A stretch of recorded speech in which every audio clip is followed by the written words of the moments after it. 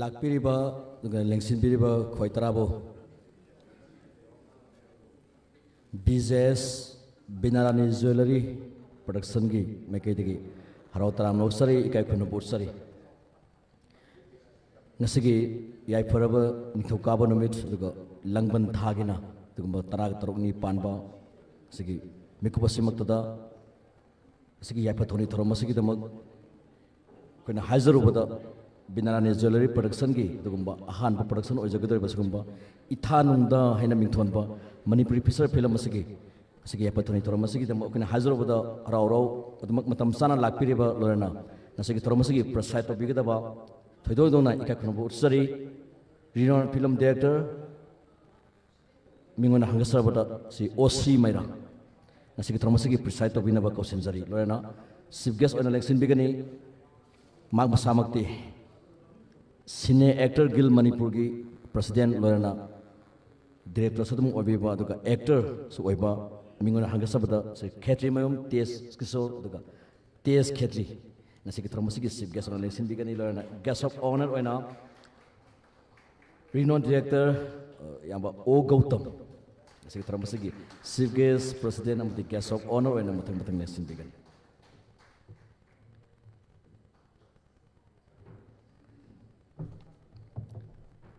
ꯃꯈꯥ ꯇꯥꯅ ꯉꯁꯤꯒꯤ ꯂꯦꯡꯁꯤꯟꯕꯤꯔꯤꯕ ꯆꯤꯐ ꯒꯦꯁ ꯄ꯭ꯔꯁꯤꯗꯦꯟ ꯑꯃꯗꯤ ꯒꯦꯁ ꯑꯣꯐ ꯑꯣꯅꯔꯗ ꯐꯤꯂꯝ ꯄ꯭ꯔꯣꯗꯛꯁꯟ ꯇꯤꯝꯒꯤ ꯃꯥꯏꯀꯩꯗꯒꯤ ꯑꯈꯟꯅꯕ ꯂꯦꯡꯌꯥꯟ ꯈꯨꯗꯣꯜ ꯇꯝꯕꯤꯒꯅꯤ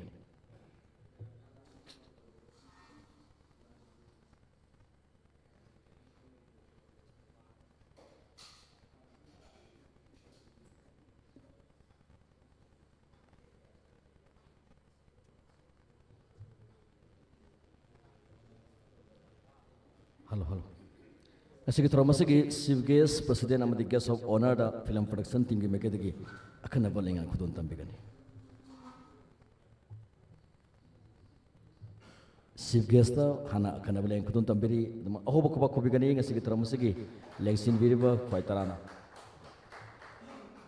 ꯊꯧꯔꯝ ꯑꯁꯤꯕꯨ ꯄ꯭ꯔꯤꯁꯥꯏꯗ ꯇꯧꯕꯤꯔꯤꯕ ꯊꯧꯔꯝ ꯃꯄꯨ ꯑꯣꯏꯅ ꯂꯦꯡꯁꯤꯟꯕꯤꯔꯤꯕ ꯔꯤꯅꯣꯟ ꯗꯤꯔꯦꯛꯇꯔ ꯌꯥꯝꯕ O.C. ꯃꯩꯔꯥ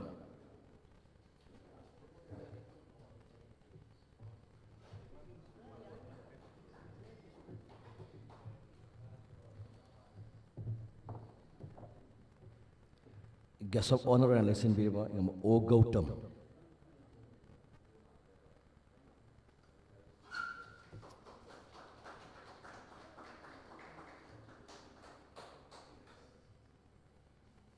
ꯑꯗꯨꯒ ꯊꯧꯔꯝ ꯑꯁꯤꯒꯤ ꯃꯈꯥ ꯇꯥꯔꯛꯄꯗ ꯕꯤꯅꯥꯔꯥꯅꯤ ꯖꯨꯋꯦꯂꯔꯤ ꯄ꯭ꯔꯣꯗꯛꯁꯟꯅ ꯉꯁꯤ ꯄꯨꯊꯣꯛꯆꯒꯗꯧꯔꯤꯕ ꯏꯊꯥꯅꯨꯡꯗ ꯍꯥꯏꯅ ꯃꯤꯡꯊꯣꯟꯕ ꯃꯅꯤꯄꯨꯔ ꯐꯤꯆꯔ ꯐꯤꯂꯝ ꯑꯁꯤꯒꯤ ꯗꯃꯛ ꯁꯦꯡꯂꯕ ꯃꯩꯔꯥ ꯑꯁꯤ ꯁꯨꯈꯠꯄꯤꯗꯨꯅ ꯐꯤꯂꯝ ꯑꯁꯤ ꯌꯥꯏꯐ ꯊꯧꯅꯤ ꯊꯧꯔꯝ ꯑꯁꯤ ꯇꯧꯕꯤꯒꯅꯤ ꯂꯦꯡꯁꯤꯟꯕꯤꯔꯤꯕ ꯆꯤꯐ ꯒꯦꯁ ꯄ꯭ꯔꯁꯤꯗꯦꯟ ꯑꯃꯗꯤ ꯒꯦꯁ ꯑꯣꯐ ꯑꯣꯅꯔꯅ ꯉꯁꯤꯒꯤ ꯍꯧꯗꯣꯛꯄꯒꯤ ꯃꯩꯔꯥ ꯑꯁꯤ ꯁꯨꯈꯠꯄꯤꯅꯕ ꯂꯣꯏꯅꯅ ꯃꯈꯥ ꯇꯥꯕ ꯂꯥꯛꯄꯤꯔꯤꯕꯁꯤꯡꯅ ꯌꯥꯏꯐ ꯊꯧꯅꯤꯁꯤꯗ ꯁꯔꯨꯛ ꯌꯥꯕꯤꯅꯕ ꯅꯤꯡꯁꯤꯡꯖꯔꯤ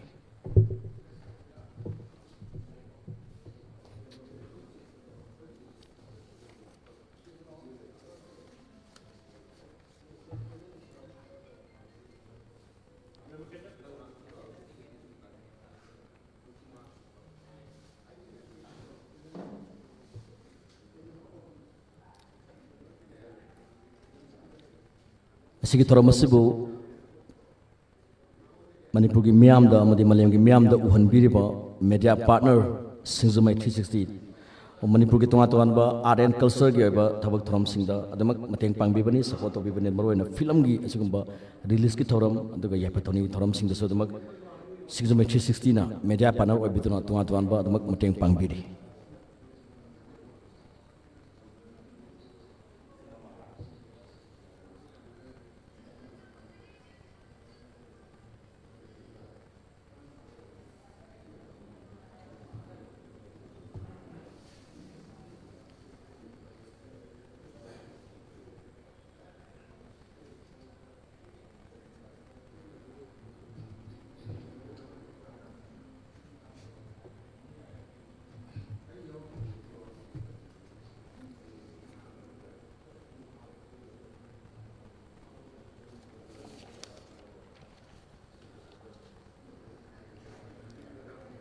ꯍꯧꯗꯣꯛꯄꯒꯤ ꯃꯩꯔꯥꯁꯤꯁꯨ ꯀꯠꯄꯤꯕꯗ ꯈꯨꯗꯤꯡꯃꯛꯅ ꯑꯍꯧꯕ ꯈꯨꯕꯥꯛ ꯈꯨꯕꯤꯗꯨꯅ ꯁꯦꯡꯂꯕ ꯃꯩꯔꯥꯁꯤꯒꯤꯗꯃꯛ ꯏꯁꯣꯔꯗ ꯊꯧꯅꯤꯕꯤꯒꯅꯤ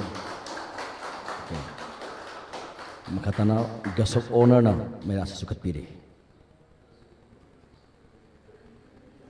ꯑꯁꯤꯒꯤ ꯊꯧꯔꯝ ꯑꯁꯤꯒꯤ ꯄ꯭ꯔꯤꯁꯥꯏꯠ ꯇꯧꯕꯤꯔꯤꯕꯅ ꯃꯩꯔꯥꯁꯤꯁꯨ ꯀꯠꯄꯤꯔꯤ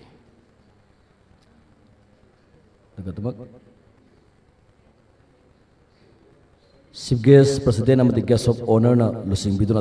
ꯁ꯭ꯀ꯭ꯔꯤꯞꯁꯤ ꯃꯈꯥ ꯇꯥꯅ ꯄꯨꯖꯥ ꯇꯧꯕ ꯑꯃꯗꯤ ꯊꯧꯅꯤ ꯊꯧꯔꯝ ꯃꯈꯥ ꯆꯠꯊꯕꯤꯒꯅꯤ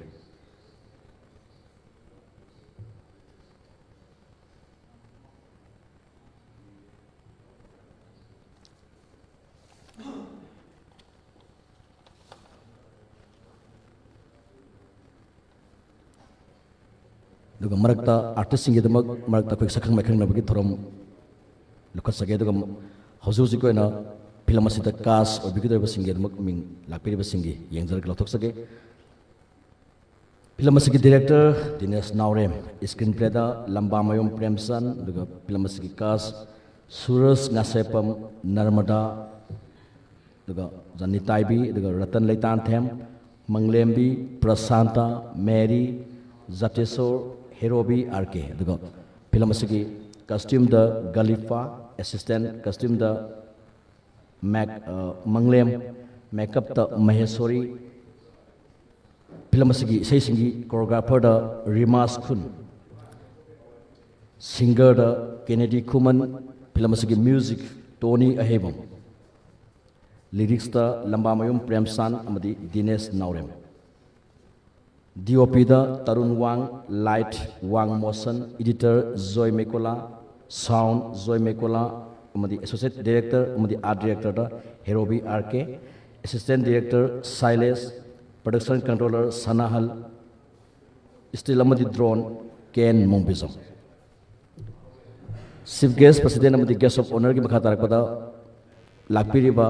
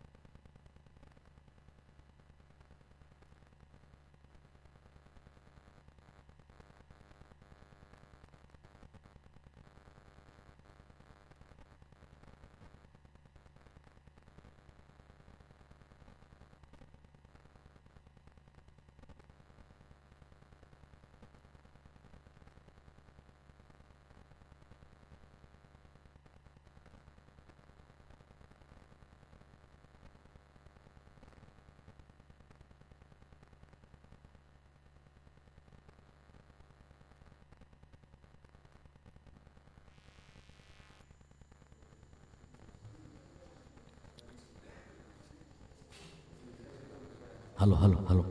ꯃꯈꯥ ꯇꯥꯅ ꯑꯥꯔꯇꯤꯁꯁꯤꯡ ꯉꯁꯤꯒꯤ ꯊꯧꯔꯤ ꯊꯧꯔꯝ ꯑꯁꯤꯗ ꯁꯔꯨꯛ ꯌꯥꯕꯤꯅꯕ ꯑꯃꯨꯛꯀꯁꯨ ꯍꯟꯅ ꯅꯤꯡꯁꯤꯡꯖꯔꯤ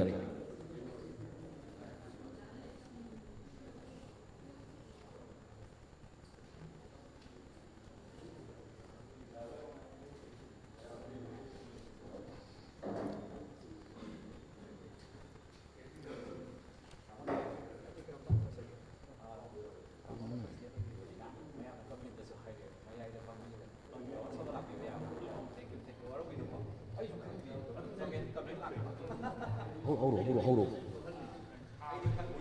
ꯃꯩ ꯃꯇꯦꯡ ꯑꯃ ꯃꯨꯠꯂꯨꯔꯦ ꯑꯗꯨꯒ ꯃꯈꯥ ꯇꯥꯔꯛꯄꯗ ꯂꯧꯊꯣꯛꯆꯈꯤꯕ ꯀꯥꯁ ꯑꯃꯗꯤ ꯀ꯭ꯔꯨ ꯃꯦꯝꯕꯔꯁꯤꯡ ꯈꯨꯗꯤꯡꯃꯛ ꯌꯥꯏꯐ ꯊꯧꯅꯤ ꯑꯁꯤꯗ ꯁꯔꯨꯛ ꯌꯥꯕꯤꯅꯕ ꯅꯤꯡꯁꯤꯡꯖꯔꯤ ꯐꯤꯂꯝ ꯗꯤꯔꯦꯛꯇꯔꯗꯒꯤ ꯍꯧꯕꯤꯔꯒ ꯑꯇꯩ ꯀꯥꯁ ꯑꯗꯨꯒ ꯀ꯭ꯔꯨ ꯃꯦꯝꯕꯔ ꯈꯨꯗꯤꯡꯃꯛ ꯌꯥꯏꯐ ꯊꯧꯅꯤ ꯊꯧꯔꯝ ꯑꯁꯤꯗ ꯁꯔꯨꯛ ꯌꯥꯕꯤꯅꯕ ꯑꯗꯨꯒ ꯏꯁꯣꯔꯗ ꯅꯤꯡꯁꯤꯡꯖꯔꯤ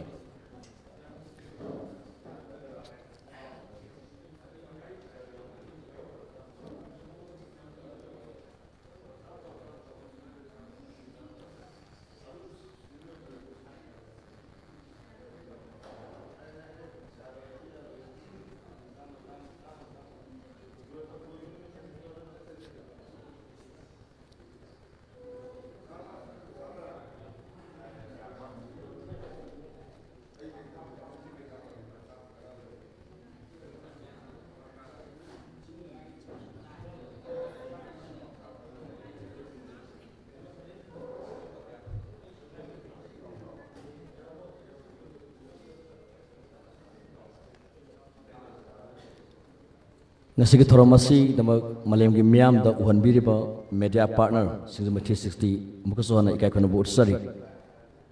daga film asigi damak kathe films daga wang motion lorana manipur thar ai o masigi punba production amadi BJS Pinarani Jewelry production na putoksari badumba itha nongda haina mithonba manipur feature film ni ngasi akoina ya patoni thoram pangtoksari ba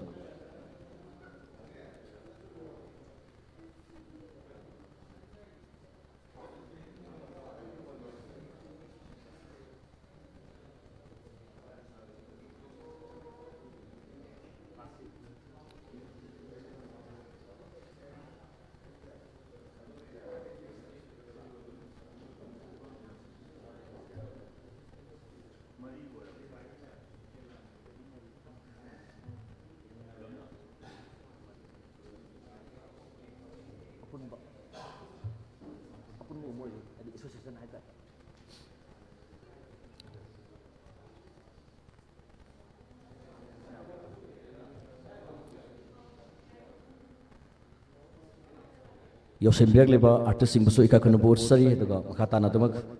saruk yabi gani ngasigi thoni thoram masida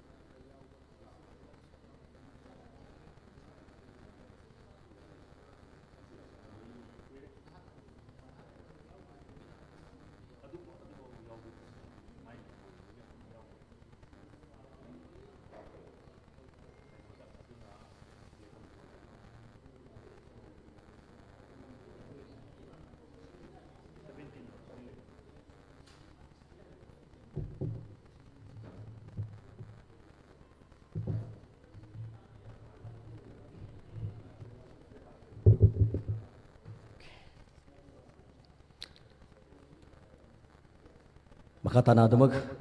saruk yabi gani daga ngasigi thoram masigi welcome address thamjari Binarani Jewelry production BJS production lorana kathe films wang motion amadi manipur thar ai se putok saba ithanung da ina mithonba manipur feature film asigi ya pathoni thoram masigi damak saruk yabi riba ngasigi thoram masigi chief guest on election biri president cine actor guild manipur daga mingon hangasabada Ketimem tes kisor daga miyamna tes ketri hene hene khangna bala daga ngasigi thoram masigi preside tabiriba OC mera renowned director amadi guest of honor ona yamba O Gautam daga lakpiriba leksin biriba khwaitarabu amukasone ika kanbu sabag lorena malem gi miyam da amadi manipur gi miyam da daga khudimakta uhan biriba akhoga matam supuda da film amadi RN culture ga puna sabminariba media partner ona singzame 360 busu han han ika kanbu sari daga live yang biriba khudimak busu ika kanbu sari makatana ngasigi thromasi da mo wahai khra tambina bi da film team gi mot sinjarga Ratan Leitan Them Kausinjari.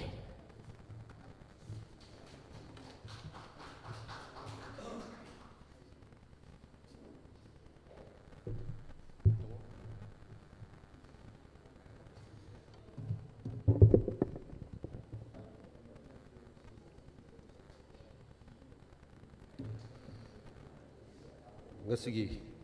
sigum luba yamna ching le maba itha nungda haidana mingthon ba film sigi yai phathongni thauramgi nimit samakta daista lengsin biriba ikai kum nazari bangasigi function president oina renowned director osi meira aduga ngasigi chief guest oina lengsin biriba yamba senior actors gils manipur gi rujujmak president oina tawpu biriba yamba tes khetri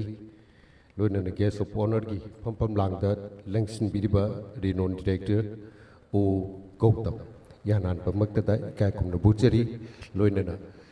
film gi lamda thoidokna saknai daba aduga nauna changbirakliba pumna makbu yanan pada ratan letan themnei kokno ne kai kum na buchari tasina thoidokna ka hena ainasu haijaningai di leijate maramdi ngasigi yamna chinglem laba ngasigi yai phathongni thoramsu oibanina adubu aina sum thengnajarakpada timsi tasina yamna nauba tim mama oiragasu yamna khutman naba tim mama khakti oi hena aina khalli mamangi oitrigi namba kandasu timsiga adum ayamba punminnaba matamda aina yamna naubu oijeragasu magi pairiba department singsi loina mating thokna thabak tawrakpa aduga tawbatabu lamsida khajiktang nauna khong thangjilakbu oibagi khajiktang tathok tasingi matam khajik lawjeragasu putorpa matamde report yamna chik lawba hanagi puthoknariba production singa manadaba khut puthokama mamangi oitrei de na uba pang tasingna dinesh yanan ba ubu matamda dinesh ya koina director ni kaina to director man daba haitare ne magonda director gi oiba se tup pa koina dhap yauje daba haitare dinesh yamna yanan ba de koina uba kan de yamna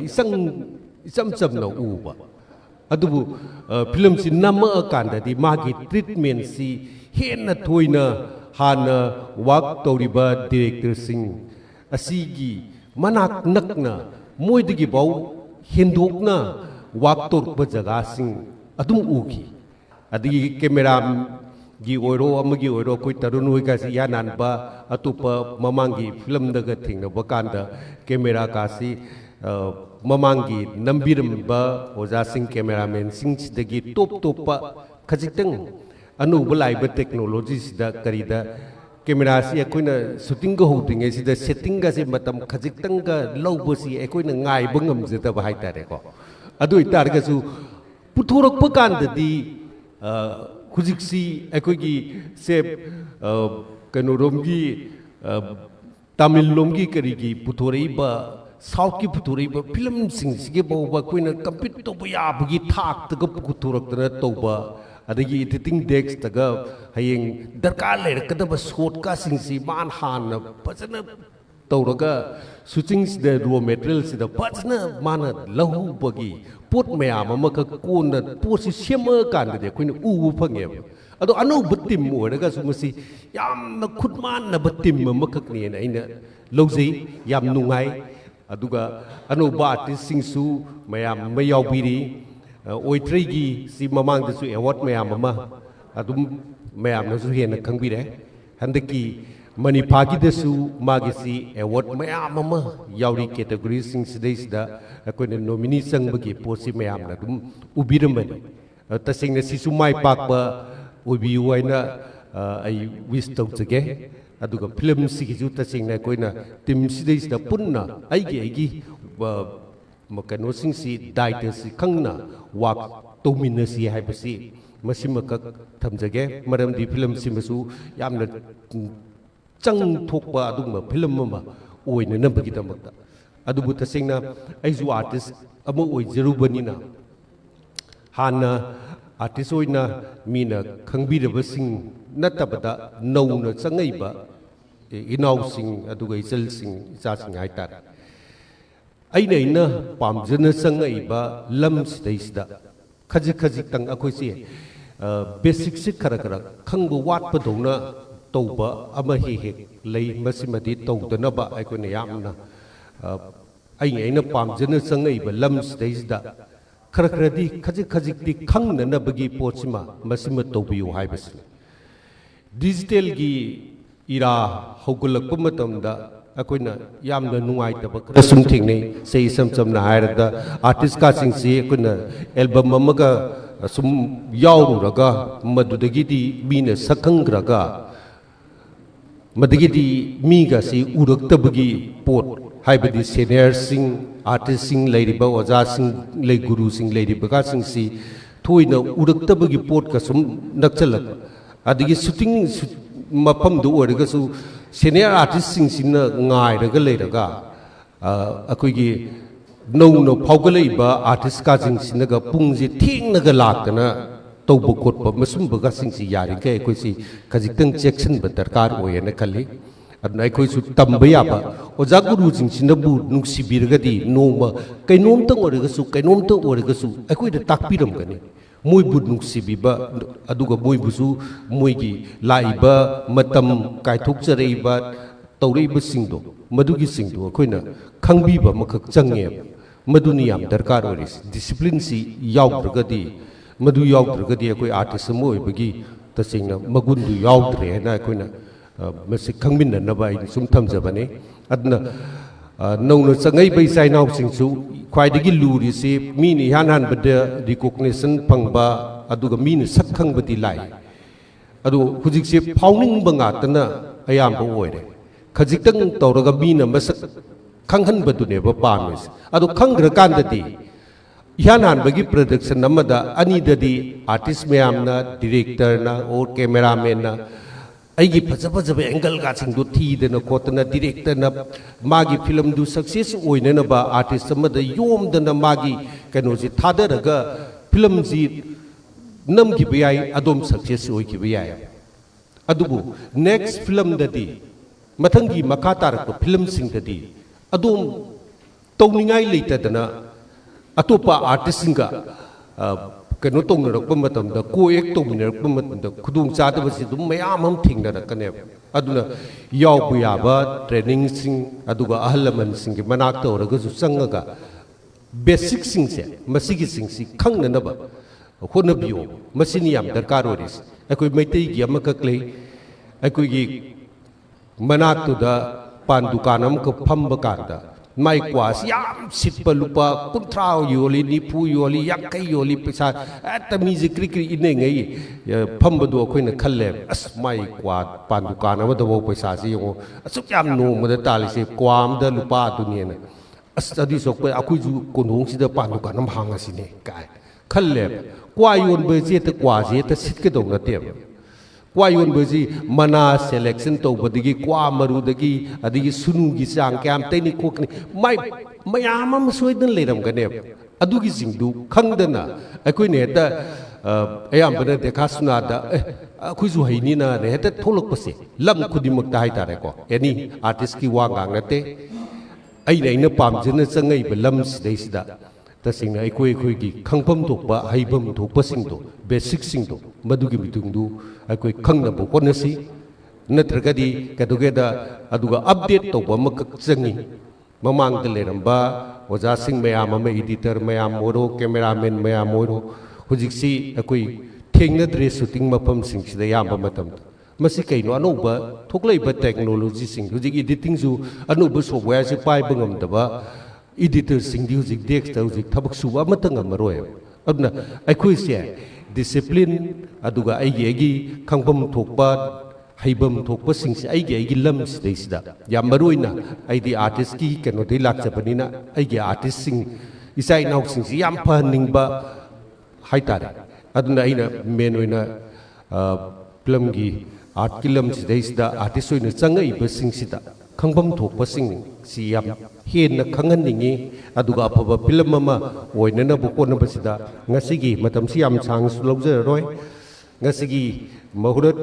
तौरीबा film सी तसेंगना अखोइ पुनमकना यामना थवाई यावना cooperation पिनरगा ꯌꯥꯝꯅ ꯐꯕ ꯐꯤꯂꯝ ꯑꯃ ꯑꯣꯏꯍꯟꯃꯤꯟꯅꯁꯤ ꯍꯥꯏꯕ ꯋꯥꯐꯝꯁꯤ ꯇꯦꯟꯇꯛꯅ ꯊꯝꯖꯔꯒ ꯃꯇꯥꯡꯁꯤꯗ ꯇꯦꯟꯁꯤꯟꯖꯒꯦ.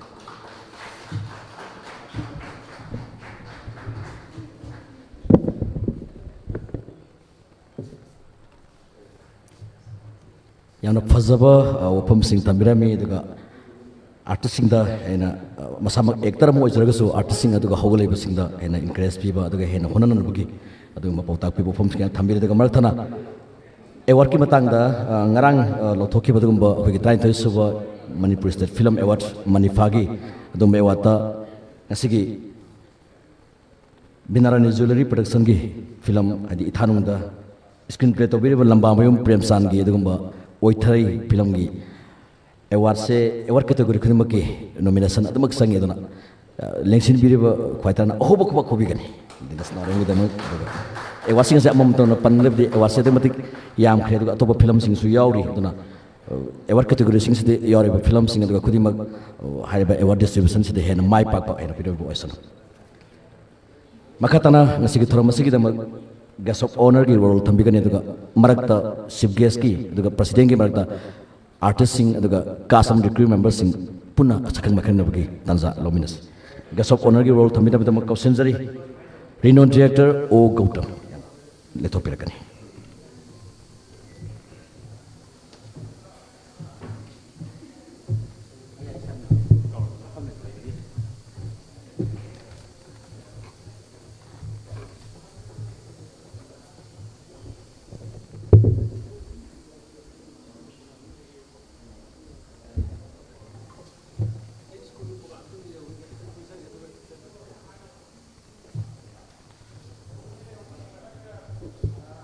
ꯑꯍꯥꯟꯕ ꯃꯛꯇꯗ ꯂꯝꯗꯝ ꯑꯁꯤꯕꯨ ꯀꯣꯟꯕꯤꯔꯤꯕ ꯏꯕꯨꯙꯧ ꯏꯕꯦꯟꯗꯕꯨ ꯀꯣꯛꯅ ꯈꯨꯔꯨꯝꯖꯔꯤ. ꯑꯗꯨꯒ ꯑꯩꯈꯣꯏꯒꯤ ꯐꯪꯁꯟ ꯑꯁꯤꯒꯤ ꯃꯌꯥꯏ ꯊꯪꯕꯗ ꯂꯦꯡꯁꯤꯟꯕꯤꯔꯤꯕ ꯑꯩꯒꯤ ꯏꯌꯥꯝꯕ ꯆꯤꯐ ꯒꯦꯁ ꯇꯥꯃꯣ ꯇꯦꯖ ꯀꯤꯁꯣꯔ ꯑꯃꯗꯤ ꯑꯩꯒꯤ ꯃꯔꯨꯞ ꯋꯥꯁꯤꯝ ꯃꯩꯔꯥ ꯄ꯭ꯔꯁꯤꯗꯦꯟ ꯑꯣꯐ ꯗ ꯐꯪꯁꯟ ꯏꯀꯥꯏ ꯈꯨꯝꯅꯕ ꯎꯠꯆꯔꯤ. ꯌꯦꯡꯕꯤꯔꯤꯕ ꯃꯌꯥꯝ ꯄꯨꯝꯅꯃꯛꯄꯨꯁꯨ ꯏꯀꯥꯏ ꯈꯨꯝꯅꯕ ꯎꯠꯆꯔꯤ. ꯌꯦꯡꯕꯗ ꯃꯤ ꯌꯥꯝꯅ ꯐꯝꯕ ꯅꯠꯇ꯭ꯔꯒꯁꯨ ꯃꯆꯪ ꯑꯣꯏꯕ ꯉꯥꯛꯇ ꯐꯝꯃꯦ. ꯁꯤꯗꯤ ꯑꯐꯥꯎꯕ ꯉꯥꯛꯇ ꯐꯝ ꯂꯩꯔꯦ ꯁꯤꯗ. ꯍꯟꯗꯛꯀꯤ ꯑꯩꯈꯣꯏ ꯗꯤꯅꯦꯁꯀꯤ ꯐꯤꯂꯝꯁꯤ ꯑꯦꯋꯥꯔꯗꯅ ꯌꯣꯝꯃꯕ ꯑꯐꯥꯎꯕ ꯉꯥꯛꯇ ꯄꯨꯟꯁꯤꯜꯂꯒ ꯐꯤꯂꯝ ꯑꯃꯃꯨꯛ ꯅꯝꯃꯒꯦꯅ ꯈꯜꯂꯕ ꯃꯥꯜꯂꯦ. ꯃꯁꯛ ꯂꯣꯏꯅ ꯈꯪꯕ ꯉꯥꯛꯇꯅꯤ ꯑꯩꯈꯣꯏ ꯐꯤꯂꯝꯒꯤ ꯀꯥꯡꯕꯨ. ꯀꯩꯅꯣꯅꯦ ꯁꯤꯒꯤ ꯐꯤꯂꯝ ꯏꯊꯥꯅꯨꯡꯗ ꯍꯥꯏꯕ ꯐꯤꯂꯝꯁꯤ ꯃꯃꯤꯡꯁꯤ ꯑꯗꯨꯝ ꯇꯥꯕꯗ ꯑꯗꯨꯝ ꯑꯩꯈꯣꯏꯗ ꯀꯩꯅꯣꯝꯃ ꯃꯥꯒꯤ ꯃꯃꯤꯡꯁꯤ ꯌꯥꯝ ꯐꯖꯩꯅꯦ ꯍꯥꯏꯅ ꯑꯗꯨꯝ ꯈꯜꯂꯦ. ꯃꯁꯥ ꯌꯥꯝ ナꯅ ꯊꯣꯜꯂꯦ. ꯃꯃꯤꯡ ꯊꯣꯟꯕꯁꯤ ꯌꯥꯝ ꯐꯖꯅ ꯊꯣꯜꯂꯦ. ꯏꯊꯥꯅꯨꯡꯗ ꯍꯥꯏꯕꯁꯤꯁꯨ ꯌꯥꯝ ꯐꯖꯩ. ꯃꯃꯥꯡꯒꯤ ꯃꯥꯒꯤ ꯑꯣꯏꯊꯔꯩ ꯍꯥꯏꯕꯁꯤꯁꯨ ꯌꯥꯝ ꯐꯖꯩ. ꯃꯥꯁꯤ ꯃꯃꯤꯡ ꯈꯟꯕꯁꯤ ꯌꯥꯝ ꯍꯩ. ꯌꯥꯝ ꯅꯤꯡꯊꯤꯖꯕ ꯑꯩꯈꯣꯏꯒꯤ ꯄ꯭ꯔꯦꯝꯆꯥꯟ ꯂꯝꯕꯥꯃꯌꯨꯝꯒ ꯗꯤꯅꯦꯁꯀ ꯄꯥꯕ ꯁꯦꯠꯁꯤ ꯁꯤꯅꯦꯃꯥꯁꯤ ꯑꯗꯨꯝ ꯁꯣꯏꯗꯅꯃꯛꯀꯤ ꯐꯖꯒꯅꯤꯅ ꯈꯜꯂꯦ. ꯀꯩꯒꯤꯅꯣꯗ ꯃꯃꯥꯡꯗ ꯊꯣꯛꯈꯤꯕ ꯐꯤꯂꯝꯗꯨꯅ ꯑꯩꯈꯣꯏꯗ ꯑꯗꯨꯝ ꯈꯜꯍꯟꯕ ꯐꯥꯎꯋꯦ. ꯃꯥꯒꯤ ꯑꯣꯏꯊꯔꯩ ꯌꯥꯝ ꯊꯤꯅ ꯃꯁꯥ ꯅꯥꯟꯅ ꯂꯨꯅ ꯅꯥꯟꯅ ꯅꯝꯕ ꯐꯤꯂꯝꯅꯦꯅ ꯈꯜꯂꯦ. ꯑꯩꯈꯣꯏꯒꯤ ꯑꯍꯥꯟꯕ ꯈꯨꯠ ꯊꯥꯔꯛꯄꯗ ꯌꯥꯝ ꯆꯦꯛꯁꯤꯟꯅ ꯊꯥꯖꯕ ꯐꯤꯂꯝꯅꯦꯅ ꯑꯩꯈꯣꯏꯅ ꯂꯧꯏ. ꯃꯗꯨ ꯈꯛꯇ ꯅꯠꯇꯅ ꯑꯩꯈꯣꯏꯒꯤ ꯑꯩ ꯈꯛꯇ ꯅꯠꯇꯅ ꯑꯩ ꯃꯃꯥꯡꯗ ꯃꯣꯏꯒꯤ ꯅꯣꯔꯠ ꯏꯁ ꯏꯟꯇꯔꯅꯦꯁꯅꯦꯜ ꯐꯤꯂꯝ ꯐꯦꯁꯇꯤꯚꯦꯜꯗꯁꯨ ꯑꯗꯨꯝ ꯖꯨꯔꯤ ꯑꯣꯏꯕ ꯌꯥꯎꯏ. ꯑꯩ ꯁꯤꯅꯦꯃꯥꯗꯣ ꯑꯗꯨꯗ ꯌꯦꯡꯕꯅꯤ. ꯑꯩ ꯈꯛꯇ ꯅꯠꯇꯅ ꯑꯩꯈꯣꯏꯒꯤ ꯀꯂꯤꯛꯁꯤꯡ ꯃꯌꯥꯝꯗꯨꯅꯁꯨ ꯑꯗꯨꯝ ꯃꯥꯒꯤ ꯐꯤꯂꯝꯁꯤ ꯑꯍꯥꯟꯕ ꯈꯨꯠ ꯊꯥꯔꯛꯄꯗ ꯌꯥꯝ ꯃꯁꯥ ꯅꯥꯟꯅ ꯌꯥꯝ ꯆꯦꯛꯁꯤꯟꯅ ꯀꯩꯗ ꯁꯣꯏꯈꯤꯒꯗꯒꯦꯅ ꯈꯜꯂꯒ ꯊꯥꯔꯛꯄ ꯃꯥꯜꯂꯤꯅ ꯑꯗꯨꯃꯛꯅꯁꯨ ꯃꯥꯒꯤ ꯐꯤꯂꯝꯗꯨꯅ ꯃꯥꯏ ꯄꯥꯛꯈꯤꯕꯅꯤ. ꯑꯗꯨꯃꯥꯏꯅ ꯑꯩꯅ ꯁꯨꯝ ꯍꯥꯏꯖꯅꯤꯡꯕꯗꯤ ꯃꯈꯥ ꯇꯥꯕ ꯐꯤꯂꯝꯗꯨꯁꯨ ꯂꯨꯅ ꯅꯥꯟꯅ ꯇꯧꯕꯒꯤ ꯍꯩꯅꯕꯤ ꯊꯝꯕꯤꯌꯨ. ꯑꯩꯈꯣꯏꯒꯤ ꯃꯅꯤꯄꯨꯔꯤ ꯐꯤꯂꯝ ꯅꯝꯃꯤꯕ ꯑꯩ ꯏꯁꯥꯃꯛ ꯂꯣꯏꯅꯅ ꯑꯩꯒꯤ ꯃꯔꯨꯞ ꯃꯄꯥꯡꯁꯤꯡ ꯄꯨꯝꯅꯃꯛ ꯍꯧꯔꯛꯄꯗ ꯌꯥꯝꯅ ꯅꯥꯟꯅ ꯇꯧꯔꯒ ꯁꯨꯝ ꯀꯨꯏꯔꯒ ꯁꯨꯝ ꯁꯝꯖꯜꯂꯛꯄ ꯁꯨꯝ ꯂꯥꯏꯊꯣꯔꯛꯄꯒꯤ ꯍꯦꯕꯤꯠ ꯑꯃ ꯍꯦꯛ ꯂꯩ ꯊꯦꯡꯅꯖꯩ. ꯑꯗꯣꯀꯃꯥꯏꯅ ꯁꯝꯖꯟꯒꯅꯤ ꯀꯃꯥꯏꯅ ꯂꯥꯏꯊꯣꯛꯅ ꯁꯤꯖꯤꯟꯅꯒꯅꯤ ꯍꯥꯏꯕꯒꯤ ꯅꯣꯂꯦꯖꯇꯤ ꯑꯗꯨꯝ ꯇꯝꯁꯤꯜꯂꯨ. ꯐꯤꯂꯝ ꯅꯝꯕꯗꯗꯤ ꯈꯔ ꯁꯦꯔꯤꯌꯁꯂꯤ ꯑꯗꯨꯝ ꯍꯥꯟꯅꯒꯤ ꯅꯪꯒꯤ ꯆꯦꯛꯁꯤꯟꯅ ꯇꯧꯖꯕꯗꯣ ꯑꯗꯨ ꯑꯗꯨꯝ ꯇꯧꯕꯤꯌꯨ. ꯑꯗꯣ ꯍꯦꯟꯅꯁꯨ ꯃꯥꯏ ꯄꯥꯛꯄ ꯑꯣꯏꯒꯅꯤ ꯑꯩꯅ ꯊꯥꯖꯖꯩ. ꯑꯩꯈꯣꯏꯅ ꯑꯩꯈꯣꯏꯒꯤ ꯁ꯭ꯋꯥꯏꯒꯤ ꯃꯥꯁꯨ ꯑꯗꯨꯃꯥꯏꯅ ꯈꯜꯂꯝꯒꯗꯧ ꯃꯥꯜꯂꯦ. ꯑꯩꯈꯣꯏ ꯁ꯭ꯋꯥꯏꯒꯤ ꯂꯣꯀꯦꯜꯒꯤ ꯃꯅꯤꯄꯨꯔꯤ ꯁꯤꯅꯦꯃꯥꯒꯤ ꯃꯆꯠꯀꯤ ꯍꯩꯅꯕꯤꯗ ꯑꯩꯈꯣꯏ ꯁ꯭ꯋꯥꯏꯗ ꯅꯝꯖꯕꯒꯤ ꯋꯥꯈꯜꯗ ꯑꯩꯈꯣꯏ ꯐꯤꯂꯝꯁꯦ ꯑꯗꯨꯝ ꯅꯝꯃꯛꯑꯦ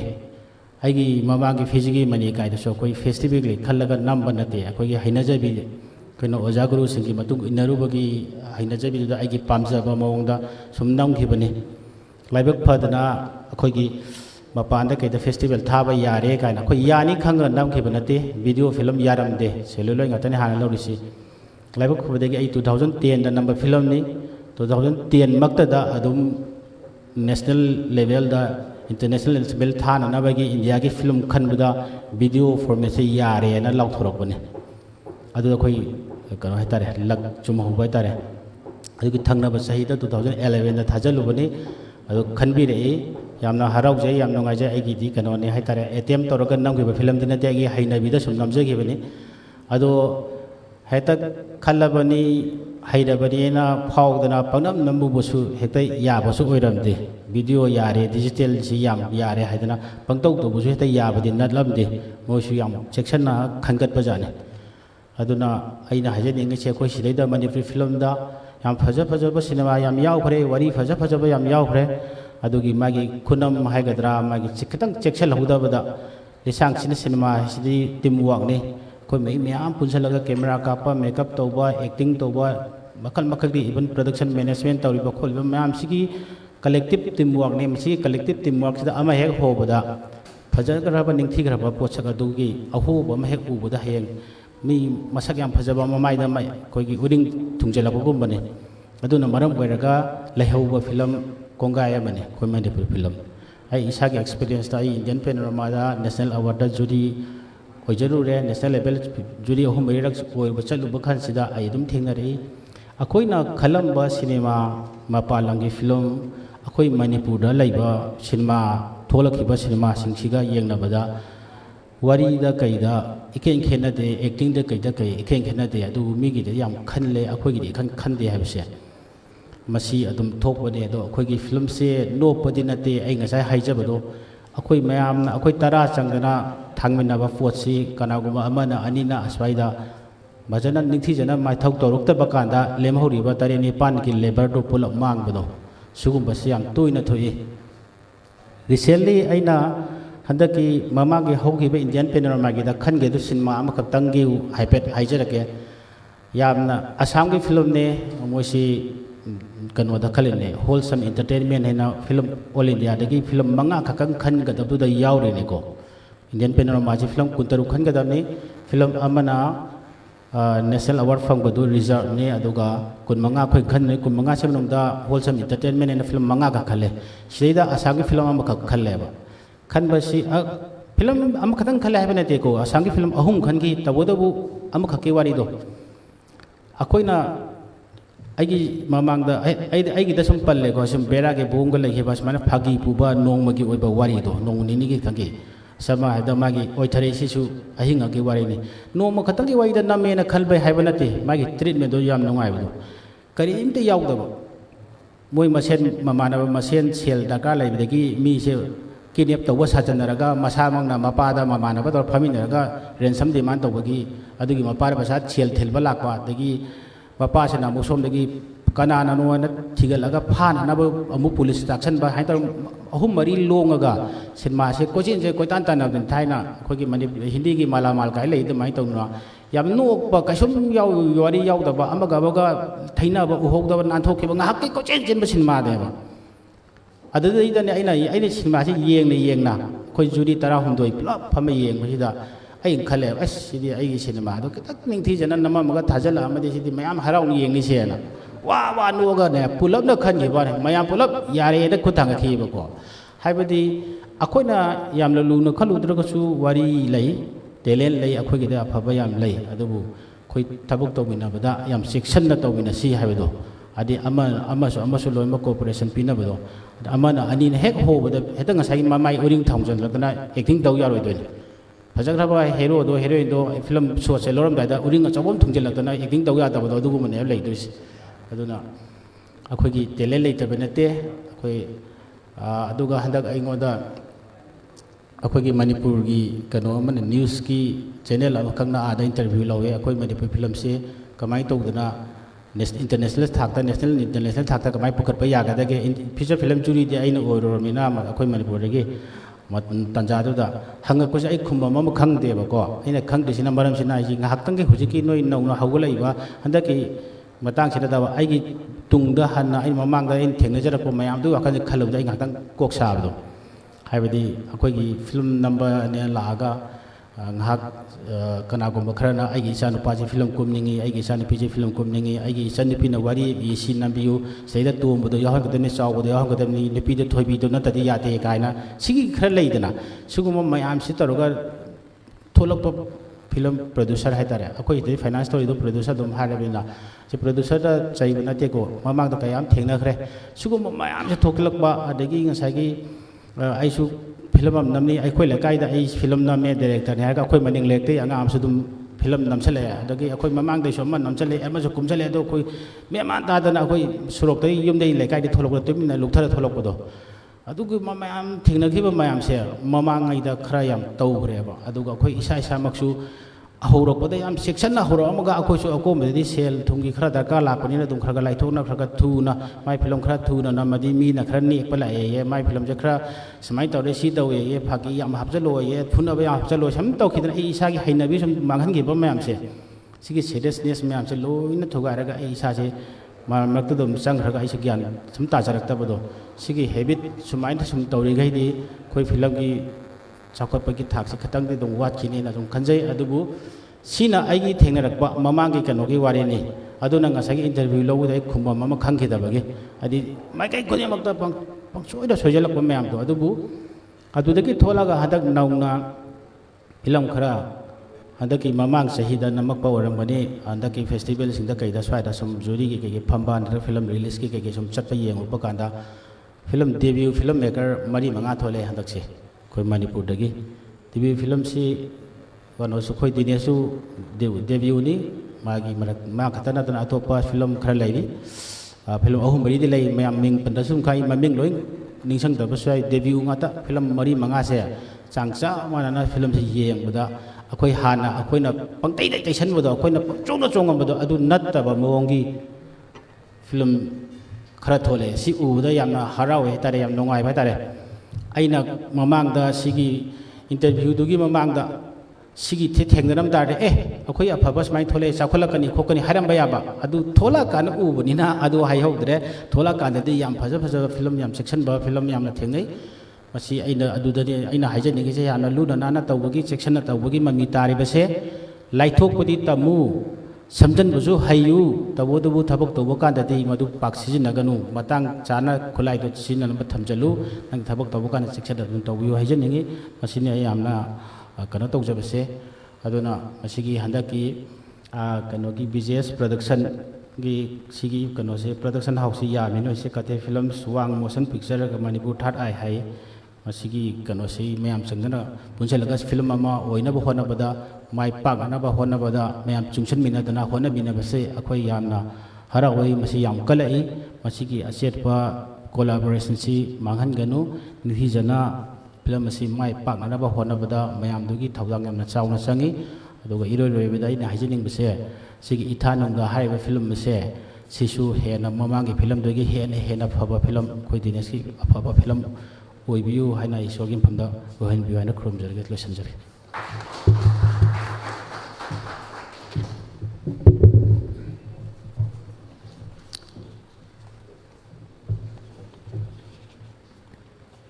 director amoina aduga hawla leba actor sing da experiencing share to biri adna yamnga lenge matam dagi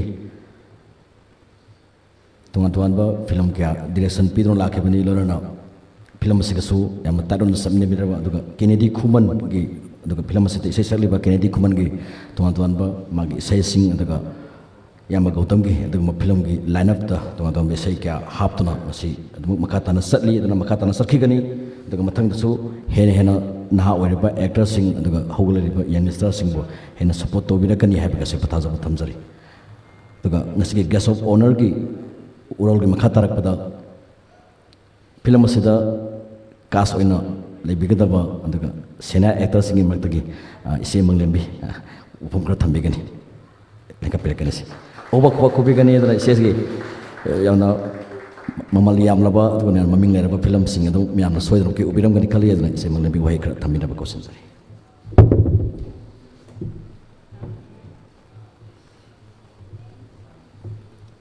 अहम मक्तदा मफम सिबु कोनबीबा शोरबो अइना इकोकनुनो खुरमजरी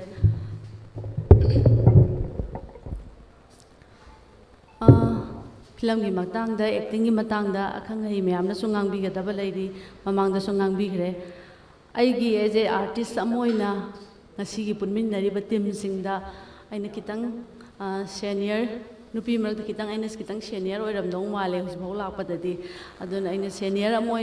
तौमिनगदौरिब अइगी टीम सिंह अइना हाइजनिंगबदी हौजिक मणिपुर की सेन थुंगी फिबम से याम वाय स्वयं वारब मतमसिदा फिल्म पुथोकनी है पुथोपीब प्रोड्यूसर सिंहबु अखोद पुनिंग थौगटपा अमा चंगी प्रोड्यूसर फिल्म पुथोक्तरगदी फना हैब एक्टर एक्ट्रेस ओइतारगसु अखोइना करमाइना परफॉर्मेंस तौगनी अदुना मखोइबु पुनिंग थौगटके हाइतारगदी अखोइना मतमसे यामना मांगहनदबम चंगी अइना ngasiगी फिल्म सिगा मरी लेना तुंगदा होगलैबा आर्टिस्ट सिंगदैना हाइजनिंगबदी अखोइ याउमिनरिबा टीम खुदिमा हाइनागिबा मतमसे सिमतंगदी ngamnanaba ai ngamoroida taragadi advance oina haibiko adagi lang sil langiba team सिंगजन अतोपा सिन मनमना बदम अरेंज तौजनी सिमतंगने तामो ai ngasi थमजनिंगिसे अदना अखोइ मतम साना तौरगा फजबा प्रोडक्शन अमा पुथोबा ngamnanaba अखोइ पुनमक ईश्वर खुरमिनसी हाबो वाफमसे थमजरगा पुनमकपो इकोकनुनो खुरमजरे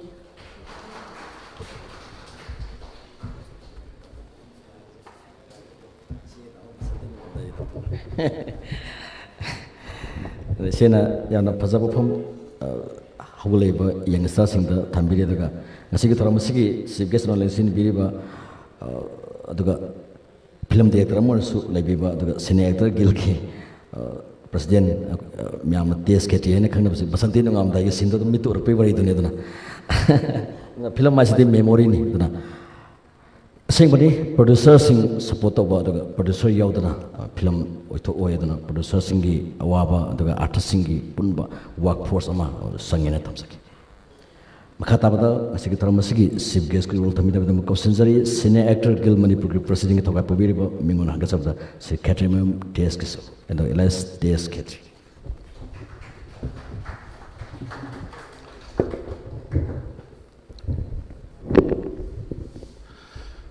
दाइज दलेंशन बिरिबा संगनाइरबा डायरेक्टर अनी ओ गौतम अमदी ओसी मैरा गेस्ट ऑफ ऑनर अमदी थौरम सिबु प्रिसाइड तौबिरी मांगदा तोंगान तोंगानबा फिल्म की लमदा वर्क तौबिरिबा फिल्म फर्टिनिटी की मुरमपांग Singh actor designer makeup artist पुनमक यहाँ हान बदंग असीसी यम नुंगाइरिसे आई शेयर तौजनिंगबा हाइतारे सिगी अपॉर्चुनिटी जी पीबीरीबा फिल्म सिगी production house director Dinesh Naorem screenplay writer लंबा मयूम प्रेमसान आर्टिस्ट सिंह आईगी पुंसीदा फिल्म का मरी लेने प्रोग्राम सिदी यम यावरे एज ए होस्ट अमदी पार्टिसिपेंट ओइना अदुगा फिल्म का मरी लेने फंक्शन अमदा चीफ गेस्ट को ओइदना तौबसे ngasiना अहान बने याम नुंगाइरिसे अदुने मरमदी अदुमाय का हाइरकपसी नहान के खुइसी सिनबा लांगबा ओसी मैरासु याम सिनबा याम फबने अदुना सिनबा लांगबददो ओइबोय निंगबा अदु अतोप्पा मसिगी हेक नुंगाइरिगे मिकुप्तमु कपनिंगैसिना कैनो हाय मतमदा ओ एगी मतमसे लोयरा बोरे चीफ गेस्ट कुंबा हाइरेसिनदी ऐसे लोइसलपगी मरमदी फिल्म याम कन चेलिबा मीदुदि संगदबा मदि मागे एंगेजमेंट दुना मरम मोइदना फंक्शन द चीफ गेस्ट प्रेसिडेंट एसी क्या फमदबदुन उइए खोइना हुजि फममी मैम जी खरग लोइसलप मातो इन तौवे अदो ओसी मैरागा गौतमगबुदी लोइसंद्री याम कन तौरे अदो अइगिसिदि मतम खरसु लेपुरे थबई इंखांग तौबनिना याम कन तौबसु याददना अदु अइना हौरगें खनबा हुजिकसी पेंसिनगा चलमदाइने हुजिकसे कुइद्रे अदु कन्न हौरगें खंगलपदा chief guest they Hana हौदुरे अदुना अइसी मयाम accept तौरक्तरबरा हाइदना सिदा लेबिरिबा मयाम खतनतना सिंगजमै 360 हौरकपदा मोबाइल फोन ओहोंबमा पायरा कोचेन चेनदना ꯑꯗꯨ ꯉꯁꯤꯗꯤ ꯌꯥꯝ ꯃꯄꯨꯡ ꯃꯔꯩ ꯐꯥꯔꯕ ꯑꯗꯨꯒꯨꯝꯂꯕ ꯃꯦꯗꯤꯌꯥ ꯍꯥꯎꯁ ꯑꯃꯒꯤ ꯁ꯭ꯇꯦꯟꯗꯔꯠꯇ ꯀꯥꯈꯠꯂꯛꯑꯕ ꯑꯩꯈꯣꯏꯅꯁꯨ ꯃꯤꯅꯁꯨ ꯊꯥꯖꯕ ꯊꯝꯃꯕ ꯁꯤꯅꯤ ꯌꯥꯝ ꯂꯨꯔꯤꯁꯦ ꯑꯩꯈꯣꯏ ꯃꯦꯗꯤꯌꯥꯗ ꯂꯩꯔꯤꯕ ꯐꯤꯂꯝꯗ ꯂꯩꯔꯤꯕ ꯀꯥꯡꯕꯨꯒꯤ ꯃꯤꯅ ꯋꯥꯟꯁ ꯊꯥꯖꯕ ꯊꯝꯈ꯭ꯔꯕ ꯃꯥꯡꯗ꯭ꯔꯒꯗꯤ ꯃꯁꯤꯗ ꯍꯦꯟꯒꯠꯂꯛꯏꯕ ꯀꯩꯅꯣꯁꯦ ꯑꯗꯣ ꯑꯖꯤꯠꯁꯤ ꯑꯃꯨꯛꯇ ꯃꯁꯛꯁꯤ ꯎꯠꯇꯕꯅꯦ ꯑꯗꯣ ꯇꯨꯃꯤꯟꯅ ꯀꯦꯃꯦꯔꯥ ꯉꯁꯤ ꯑꯖꯤꯠꯁꯦ ꯅꯥꯀꯟꯗ ꯑꯗꯨꯝ ꯂꯦꯞꯄꯤ ꯑꯗꯣ ꯑꯃꯨꯛꯇꯪꯗꯤ ꯀꯥꯞꯄꯒ ꯃꯌꯥꯝꯗ ꯁꯤꯡꯖꯃꯩ 360ꯒꯤ ꯑꯖꯤꯠ ꯑꯩꯁꯦ ꯁꯤꯅꯤ ꯀꯥꯏꯅ ꯑꯃꯨꯛꯇꯪ ꯎꯠꯄ ꯉꯝꯃꯗꯤ ꯌꯥꯝ ꯐꯗꯧꯅꯤ ꯀꯦꯃꯦꯔꯥꯅ ꯑꯗꯣ ꯃꯥꯁꯦ ꯃꯁꯛ ꯁꯨꯡꯊꯣꯛ ꯊꯣꯛꯇꯦ ꯁꯨꯡꯊꯣꯛ ꯊꯣꯛꯇꯦ ꯃꯁꯤ ꯌꯥꯝ ꯐꯖꯕ ꯑꯃꯅꯦ ꯃꯥꯒꯤ ꯄ꯭ꯔꯤꯟꯁꯤꯄꯜ ꯑꯃ ꯉꯥꯛꯏꯌꯦꯕ ꯀꯔꯤꯒꯤꯅꯣ ꯈꯪꯗꯦ ꯑꯗꯣ ꯅꯣꯡꯃ ꯑꯩꯅ ꯃꯥꯏꯀ꯭ꯔꯣꯐꯣꯟ ꯄꯥꯏꯔꯒ ꯀꯦꯃꯦꯔꯥ ꯄꯥꯏꯔꯒ ꯂꯥꯛꯄ ꯃꯇꯝ ꯑꯃ ꯂꯥꯛꯈꯤꯅꯤ ꯃꯥꯒ ꯊꯦꯡꯅꯕ ꯑꯗꯨꯗ ꯑꯩꯅ ꯃꯥ ꯐꯥꯔꯒ ꯍꯪꯗꯣꯏꯅꯤ ꯃꯉꯣꯟꯗ ꯍꯪꯗꯧꯕ ꯌꯥꯝ ꯂꯩꯔꯤ ꯑꯗꯨꯒ ꯃꯥ ꯉꯥꯡꯕꯗ ꯆꯣꯛꯊꯕ ꯅꯥꯏꯗꯦ ꯑꯩꯈꯣꯏꯁꯨ ꯉꯥꯡꯕꯗ ꯆꯣꯛꯊꯕ ꯅꯥꯏꯗꯕ ꯑꯃꯈꯛꯅꯤ ꯑꯗꯨꯝ ꯃꯁꯤ ꯉꯥꯡꯉꯤꯒꯤ ꯅꯨꯡꯉꯥꯏꯖꯕ ꯍꯥꯏꯇꯥꯔꯦ ꯌꯥꯝ ꯅꯨꯡꯉꯥꯏ ꯉꯁꯤ ꯃꯦꯗꯤꯌꯥ ꯄꯥꯔꯠꯅꯔ ꯑꯃ ꯑꯣꯏꯔꯝꯗꯅ ꯁꯤꯡꯖꯃꯩ 360ꯒꯤ ꯃꯤꯍꯨꯠꯊꯣꯡꯗ ꯍꯥꯏꯇꯥꯔꯦ ꯃꯌꯥꯝ ꯌꯦꯡꯕꯤꯗꯅ ꯉꯁꯤꯁꯤ ꯀꯃꯦꯟ ꯃꯌꯥꯝ ꯑꯃ ꯄꯤꯕꯤꯔꯛꯇꯅ ꯃꯁꯤ ꯇꯧꯕꯤꯔꯛꯏꯕ ꯃꯁꯦ ꯐꯒꯠꯅꯕꯒꯤꯗꯃꯛꯇ ꯑꯦꯄ꯭ꯔꯤꯁꯤꯌꯦꯠ ꯇꯧꯕꯤꯔꯛꯄ ꯑꯩꯈꯣꯏꯅ ꯇꯥꯖꯕ ꯃꯁꯤ ꯃꯌꯥꯝ ꯅꯨꯡꯉꯥꯏꯔꯦ ꯑꯅꯤꯁꯨꯕꯗ ꯑꯩꯈꯣꯏꯁꯦ ꯃꯇꯝꯁꯦ ꯈꯤꯇꯪ ꯁꯥꯡꯅ ꯉꯥꯡꯉꯨ ꯍꯥꯏ ꯑꯣꯁꯤ ꯃꯩꯔꯥꯟ ꯑꯗꯨ ꯌꯥꯝ ꯁꯥꯡꯅ ꯀꯩꯁꯨ ꯉꯥꯡꯅꯤꯡꯉꯥꯏ ꯂꯩꯔꯣꯏ ꯃꯔꯝꯗꯤ ꯑꯩꯈꯣꯏ ꯉꯥꯡꯒꯗꯧꯕꯁꯤ ꯌꯥꯝꯗꯦ ꯆꯥꯛꯁꯨ ꯄꯨꯡ 12 ꯑꯗꯨꯋꯥꯏꯗ ꯑꯦꯔꯦꯟꯖ ꯇꯧꯒꯗꯕꯅꯦꯅ ꯍꯥꯏ ꯃꯔꯝ ꯑꯗꯨꯅ ꯈꯤꯇꯪ ꯂꯩꯔꯤ 10ꯒ ꯃꯤꯅꯤꯠ 17 ꯃꯤꯅꯤꯠ 10ꯃꯨꯛꯇꯤ ꯌꯥꯗꯧ ꯃꯥꯜꯂꯤ ꯑꯅꯤꯁꯨꯕꯗ ꯑꯣꯏꯊꯔꯤ ꯍꯥꯏꯔꯤꯕ ꯐꯤꯂꯝꯁꯤ ꯌꯥꯝ ꯇꯥꯔꯦ ꯑꯗꯒꯤꯗꯤ ꯑꯦꯋꯥꯔꯗ ꯂꯥꯎꯊꯣꯛꯑꯦ ꯗꯤꯅꯦꯁ ꯅꯥꯎꯔꯦꯝꯖꯩ ꯍꯥꯟꯅ ꯎꯗꯤ ꯎꯈ꯭ꯔꯦ ꯑꯗꯨꯕꯨ ꯗꯤꯅꯦꯁ ꯅꯥꯎꯔꯦꯝꯅꯤ ꯁꯤꯅ ꯗꯤꯔꯦꯛꯇꯔꯅꯤ ꯍꯥꯏꯕꯁꯦ ꯈꯪꯗꯦ ꯃꯔꯝ ꯑꯗꯨꯅ ꯑꯩ ꯆꯤꯞ ꯒꯦꯁ ꯑꯣꯏꯗꯣꯔꯕꯅꯤꯅ ꯑꯣꯏꯊꯔꯤ ꯍꯥꯏꯔꯤꯕ ꯐꯤꯂꯝꯁꯤꯒꯤ ꯃꯇꯥꯡꯗ ꯑꯩ ꯀꯃꯥꯏꯅ ꯇꯧꯔꯒ ꯃꯁꯤ ꯑꯩ ꯈꯪꯁꯤꯒꯦ ꯐꯤꯂꯝꯗꯨꯗ ꯌꯦꯡꯍꯧꯗ꯭ꯔꯦ ꯍꯥꯏꯅ ꯇꯧꯕꯗꯒꯤ ꯑꯩꯅ ꯌꯨꯇ꯭ꯌꯨꯕꯇ ꯆꯪꯉꯒ ꯑꯣꯏꯊꯔꯦꯅ ꯊꯥ ꯃꯇꯝꯗ ꯃꯊꯪ ꯊꯣꯛꯂꯛꯑꯦ ꯃꯗꯨꯗ ꯑꯇꯣꯞꯄ ꯃꯦꯗꯤꯌꯥ ꯍꯥꯎꯁ ꯑꯃꯅ ꯏꯟꯇꯔꯚ꯭ꯌꯨ ꯇꯧꯕ ꯃꯥꯜꯂꯤ ꯑꯦꯛꯇꯔ ꯑꯣꯏꯔꯤꯕ ꯁꯨꯔꯖ ꯍꯣꯏ ꯑꯗꯒꯤꯗꯤ ꯏꯕꯦꯝꯃ ꯑꯦꯁꯅ ꯍꯧꯕꯅꯤ ꯑꯦꯁꯅ ꯍꯧꯕ ꯉꯥꯛꯇꯅꯤ ꯑꯍꯨꯝꯃꯛ ꯑꯗ ꯃꯥꯅ ꯃꯗꯨꯁꯨ ꯑꯗꯨꯝ ꯍꯥꯏ ꯃꯗꯨ ꯃꯣꯏ ꯑꯍꯨꯝꯁꯤ ꯏꯟꯇꯔꯚ꯭ꯌꯨ ꯇꯧꯋꯤ ꯃꯗꯨꯗꯒꯤ ꯑꯩꯅ ꯀꯟꯇꯦꯟꯗꯨꯗꯒꯤ ꯈꯔ ꯐꯪꯉꯤꯁꯦ ꯑꯩꯅ ꯏꯍꯥꯟ ꯍꯥꯟꯅ ꯈꯪꯈꯤꯕꯁꯤ ꯑꯣꯏꯊ꯭ꯔꯦꯁꯦ ꯑꯩꯈꯣꯏꯅ ꯑꯉꯥꯡ ꯑꯣꯏꯔꯤꯉꯩꯗ ꯁꯨꯃꯥꯡ ꯂꯤꯂꯥꯗ ꯍꯧꯖꯤꯛꯇ ꯔꯦꯗꯤꯑꯣꯗ ꯃꯔꯛ ꯊꯥꯔꯤ ꯄꯨꯔꯦꯝꯕꯅ ꯐꯥꯕ ꯂꯥꯏ ꯅꯨꯄꯤ ꯑꯃꯅ ꯑꯣꯏꯊꯔꯦꯅ ꯂꯥꯎꯕ ꯑꯃ ꯃꯗꯨꯒꯤ ꯀꯩꯅꯣꯁꯤꯅ ꯁ꯭ꯇꯤꯜ ꯔꯤꯡꯒꯤꯡ ꯑꯩꯈꯣꯏꯗ ꯑꯗꯨꯝ ꯌꯩꯗꯅ ꯂꯩ ꯅꯥꯀꯣꯡꯗ ꯐꯖꯅ ꯍꯥꯏꯈ꯭ꯔꯕ ꯂꯤꯂꯥꯒꯤ ꯁꯨꯃꯥꯡ ꯂꯤꯂꯥꯅꯤꯀꯣ ꯊꯥꯏꯅ ꯍꯥꯏꯇꯥꯔꯦꯅꯦ ꯃꯇꯝꯗꯨꯗ ꯑꯩꯈꯣꯏꯅ ꯑꯉꯥꯡ ꯑꯣꯏꯔꯤꯉꯩꯅꯤꯅ ꯃꯗ ꯑꯣꯏꯊꯔꯦ ꯍꯥꯏꯕꯁꯤ ꯀꯔꯤꯅꯣꯁꯦ ꯑꯩꯅ ꯍꯪꯒꯦꯅ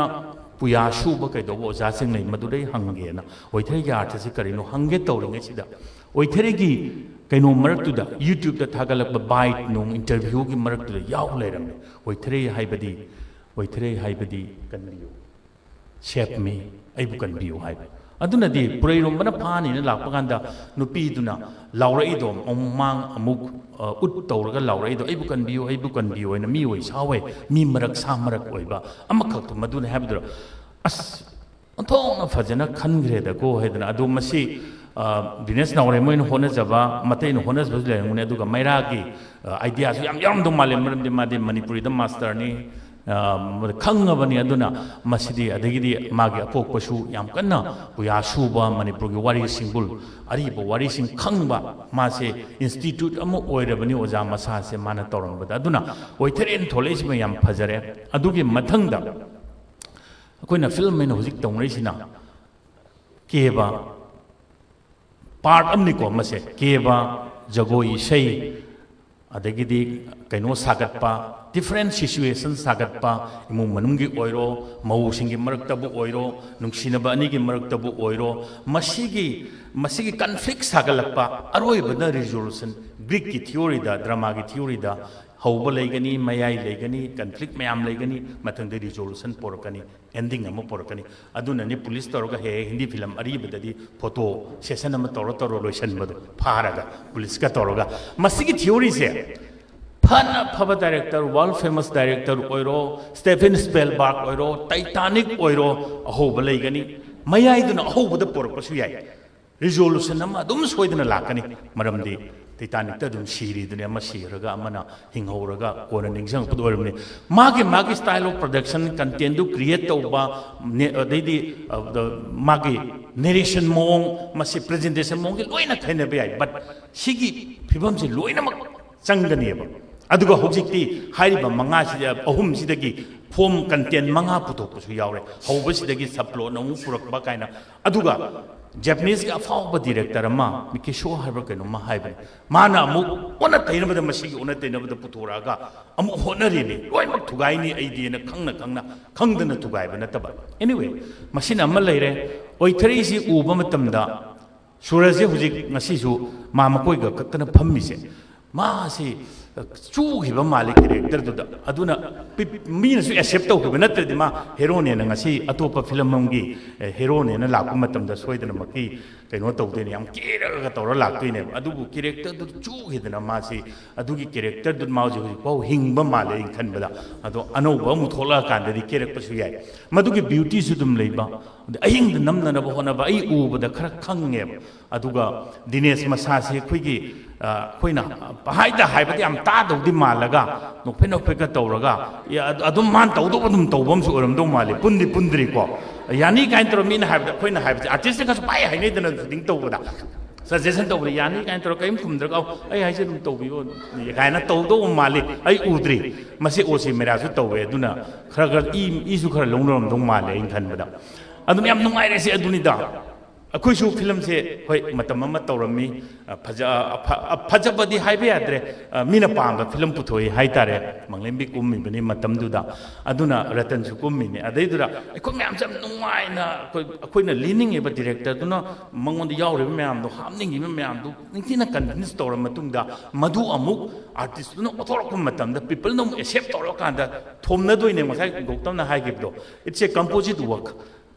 ꯀꯦꯃꯦꯔꯥꯅ ꯐꯖꯅ ꯅꯝꯕꯤꯔꯝꯗ꯭ꯔꯗꯤ ꯑꯩꯅ ꯄꯥꯝꯃꯤꯕ ꯁꯣꯠꯇꯨ ꯇꯥꯔꯣꯏꯗꯣꯏꯅꯤ ꯏꯗꯤꯇꯔꯅ ꯑꯃꯨꯛ ꯏꯗꯤꯇꯤꯡꯗꯨꯗ ꯑꯩꯅ ꯑꯃꯨꯛ ꯍꯥꯞꯄꯒ ꯏꯗꯤꯇꯤꯡꯗꯨ ꯑꯩꯅ ꯄꯥꯝꯃꯤꯗꯨꯗ ꯇꯧꯔꯒ ꯅꯠꯇ꯭ꯔꯒ ꯃꯥꯒꯤ ꯄꯣꯠꯊꯣꯛ ꯈꯔꯁꯨ ꯍꯥꯞꯆꯤꯜꯂꯒꯗꯤ ꯁꯦꯀꯦꯟ ꯗꯤꯔꯦꯛꯇꯔꯅꯦꯕ ꯍꯥꯏꯅꯔꯤꯅꯤ ꯁꯨꯃꯥꯏꯅ ꯇꯧꯗꯅ ꯌꯥꯝꯅ ꯑꯩꯈꯣꯏ ꯃꯁꯦꯜꯒꯤ ꯃꯔꯛꯇ ꯑꯆꯧꯕ ꯀꯩꯅꯣ ꯑꯃ ꯃꯔꯤ ꯑꯃ ꯊꯝꯅꯕꯁꯦ ꯃꯁꯤ ꯗꯤꯅꯦꯁꯀꯤꯗ ꯁꯣꯏꯗꯅꯃꯛꯀꯤ ꯑꯣꯏꯅꯦꯅ ꯈꯜꯂꯤ ꯃꯍꯥꯛꯀꯤ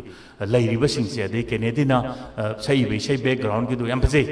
ꯑꯗꯨꯒ ꯕꯦꯛꯒ꯭ꯔꯥꯎꯟꯗ ꯁꯛꯄ ꯍꯥꯏꯁꯤꯗꯕꯨ ꯋꯥꯔꯤꯗꯨꯒ ꯆꯥꯟꯅꯕ ꯀꯦꯔꯦꯛꯇꯔꯗꯨꯒ ꯆꯥꯟꯅꯕ ꯉꯥꯏꯍꯥꯛꯀꯤ ꯀꯩꯅꯣꯝ ꯎꯅꯔꯒ ꯆꯤꯡꯌꯥ ꯑꯃꯗ ꯂꯩꯀꯣꯜ ꯑꯃꯗ ꯏꯁꯩ ꯁꯛꯄꯗꯤ ꯅꯠꯇꯦꯗꯅꯀꯣ ꯃꯗꯨꯅ ꯃꯗꯨꯒꯤ ꯊꯤꯃꯦꯇꯤꯛ ꯃ꯭ꯌꯨꯖꯤꯛ ꯑꯣꯏꯅ ꯄꯨꯔꯛꯇꯅ ꯂꯥꯛꯏꯕꯗꯣ ꯃꯗꯨꯁꯨ ꯌꯥꯝ ꯑꯦꯄ꯭ꯔꯤꯁꯤꯌꯦꯠ ꯇꯧꯅꯤꯡꯉꯥꯏꯅ ꯑꯩ ꯇꯥꯔꯦ ꯑꯗꯨꯁꯨ ꯌꯦꯡꯉꯦ ꯃꯔꯛꯇ ꯑꯗꯨ ꯍꯥꯏꯔꯤꯁꯤꯅꯤ ꯚꯥꯏꯔꯦꯜ ꯑꯣꯏꯕ ꯌꯥꯎꯅꯩ ꯑꯩꯒꯤ ꯐꯤꯂꯝ ꯅꯠꯇꯗꯤ ꯃꯤꯅ ꯀꯨꯝꯕ ꯌꯦꯡꯗꯦꯒ ꯍꯥꯏꯕꯗꯣ ꯌꯥꯝ ꯁꯦꯡꯅ ꯑꯩꯈꯣꯏꯁꯨ ꯌꯦꯡꯗꯦꯕ ꯄꯨꯂꯞꯁꯦ ꯑꯃꯨꯛꯇ ꯌꯦꯡꯗꯦꯕ ꯃꯤ ꯐꯤꯂꯝꯁꯦ ꯑꯩ ꯐꯤꯂꯝ ꯐꯥꯎ ꯌꯦꯡꯗꯦ ꯇꯧꯕꯗꯗꯤ ꯐꯖꯔꯛꯄ ꯃꯇꯥꯡꯗꯗꯤ ꯀꯔꯤꯒꯤ ꯐꯖꯔꯤꯅꯣꯁꯦ ꯑꯩꯈꯣꯏ ꯌꯦꯡꯉꯦꯕ ꯑꯗꯒꯤꯗꯤ ꯐꯖꯗꯕꯁꯨ ꯌꯦꯡꯉꯦꯕ ꯁꯝꯇꯥꯏꯝꯁ ꯀꯔꯤꯒꯤ ꯐꯖꯗ꯭ꯔꯤꯅꯣꯅ ꯀꯩꯗꯧꯕꯩꯅꯣ ꯄꯥꯝꯗ꯭ꯔꯤꯁꯦ ꯑꯩꯒꯤ ꯐꯤꯂꯝꯅꯤ ꯄꯥꯝꯗꯕꯁꯨ ꯌꯥꯎꯒꯦ ꯇꯧꯕꯗ ꯅꯩꯅꯔꯒ ꯌꯦꯡꯉꯦꯕ ꯀꯔꯤꯒꯤ ꯄꯥꯝꯗ꯭ꯔꯤꯅꯣ ꯁꯤ ꯄꯥꯝꯃꯛꯇ꯭ꯔꯤꯁꯤ ꯀꯩꯒꯤꯅೋ ꯑꯦꯛꯁꯦꯞ ꯇꯧꯔꯤꯁꯤꯅ ꯀꯩꯒꯤꯅꯣ ꯑꯩꯁꯦ ꯑꯗꯨꯃꯥꯏꯅ ꯇꯧꯗꯅ ꯗꯤꯅꯦꯁ ꯂꯥꯎꯔꯦꯟꯁꯤ ꯌꯥꯝꯅ ꯇꯝꯕꯗ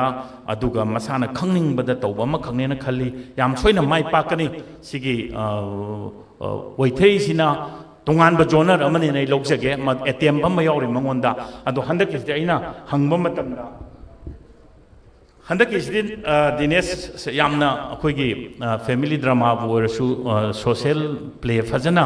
ꯑꯣꯏꯕ ꯏꯊꯥ ꯅꯨꯡꯗꯥꯏꯁꯤ ꯅꯨꯡꯁꯤ ꯅꯨꯡꯉꯣꯟꯗꯁꯨ ꯈꯔ ꯇꯧꯕ ꯌꯥꯝꯅ ꯀꯃꯔꯁꯤꯌꯦꯜꯂꯤ ꯚꯥꯏꯌꯦꯕꯜ ꯑꯣꯏꯒꯗꯧꯕ ꯐꯤꯂꯝꯅꯦꯅ ꯍꯥꯏ ꯗꯤꯅꯦꯁ ꯑꯗꯨ ꯀꯃꯥꯏꯅ ꯇꯧꯗꯣꯏꯅꯣ ꯅꯪ ꯌꯦꯡ ꯇꯥꯔꯦ ꯑꯃꯨꯛ ꯁꯤꯗꯩꯗꯗꯤ ꯃꯁꯤꯒꯤ ꯂꯣꯏꯔꯛꯄꯗꯗꯤ ꯑꯩ ꯐꯤꯂꯝꯁꯤ ꯌꯦꯡꯅꯕꯒꯤ ꯈꯨꯗꯣꯡꯆꯥꯕꯗꯨꯃ ꯑꯩ ꯁꯣꯏꯗꯅꯃꯛꯀꯤ ꯑꯩꯈꯣꯏꯒꯤ ꯄ꯭ꯔꯗꯛꯁꯟ ꯍꯥꯎꯁ ꯑꯁꯤꯅ ꯄꯤꯔꯛꯀꯅꯤꯅ ꯈꯜꯂꯤ ꯉꯁꯤꯒꯤꯁꯤꯗ BJS ꯄ꯭ꯔꯗꯛꯁꯟ ꯍꯥꯏꯕꯁꯤꯗ ꯀꯥꯊꯦ ꯐꯤꯂꯝ ꯁꯃ ꯍꯥꯏꯕ ꯌꯥꯎꯏ ꯀꯥꯊꯦꯗꯁꯨ ꯀꯥꯊꯦ ꯍꯥꯏꯔꯤꯁꯨ ꯃꯌꯥꯝꯅ ꯈꯪꯕꯤꯔꯝꯃꯅꯤ ꯃꯩꯇꯩꯗ ꯀꯧꯕ ꯃꯄꯥꯟꯒꯤ ꯃꯌꯥꯟꯃꯥꯔꯒꯤ ꯃꯤꯅ ꯀꯧꯕ ꯃꯩꯇꯩꯁꯦ ꯀꯥꯊꯦ ꯀꯧꯋꯦꯕ ꯁꯤꯒꯤ ꯀꯥꯊꯦ ꯐꯤꯂꯝꯁꯤꯒ ꯍꯥꯏꯔꯛꯏꯁꯤ나 ꯑꯗꯩꯗꯤ ꯑꯃꯨꯛ ꯃꯊꯪꯗ ꯑꯃꯨꯛ ꯋꯥꯡ ꯃꯣꯁꯟꯒ ꯋꯥꯡ ꯀꯥꯏꯅ ꯁꯤꯖꯤꯟꯅꯔꯛꯏꯕ ꯁꯨꯃꯥꯏꯅ ꯇꯧꯗꯅ ꯑꯗꯨꯒ ꯑꯔꯣꯏꯕꯗ ꯃꯅꯤꯄꯨꯔ ꯊꯥꯔꯠ ꯑꯥꯏ ꯍꯥꯏꯗꯅ ꯑꯗꯨꯅꯗꯤ ꯑꯩꯈꯣꯏꯒꯤ ꯕꯣꯂꯤꯋꯨꯗ ꯍꯣꯂꯤꯋꯨꯗ ꯑꯃꯗꯤ ꯃꯅꯤꯋꯨꯗ ꯍꯥꯏꯒꯗ꯭ꯔꯥ ꯃꯁꯤ ꯄꯨꯝꯅꯃꯛꯅ ꯄꯨꯜꯂꯒ ꯁꯦꯝꯃꯛꯀꯗꯕ ꯑꯃ ꯑꯣꯏꯌꯦ ꯍꯟꯗꯛꯀꯤꯁꯤꯗꯤ ꯏꯊꯥ ꯅꯨꯡꯗꯁꯦ ꯑꯗꯨꯅ ꯗꯤꯅꯦꯁ ꯏꯊꯥ ꯅꯨꯡꯗꯨꯗ ꯆꯦꯠꯅ ꯀꯣꯜꯂꯒ ꯂꯩꯕ ꯉꯝꯗꯣꯏꯔꯥ ꯏꯊꯥ ꯅꯨꯡꯗꯒꯤ ꯅꯥꯟꯊꯣꯛꯈ꯭ꯔꯒ ꯑꯇꯣꯞꯄ ꯃꯊꯥ ꯅꯨꯡ ꯑꯃꯗ ꯆꯠꯈꯤꯗꯣꯏꯔꯥ ꯍꯥꯏꯕꯁꯤꯗꯤ ꯐꯤꯂꯝꯁꯤ ꯌꯦꯡꯉꯀꯥꯟꯗ ꯈꯪꯃꯤꯟꯅꯔꯁꯤ ꯄꯨꯝꯅꯃꯛꯄꯨ ꯈꯨꯔꯨꯝꯖꯔꯤ ꯊꯦꯡꯛ ꯌꯨ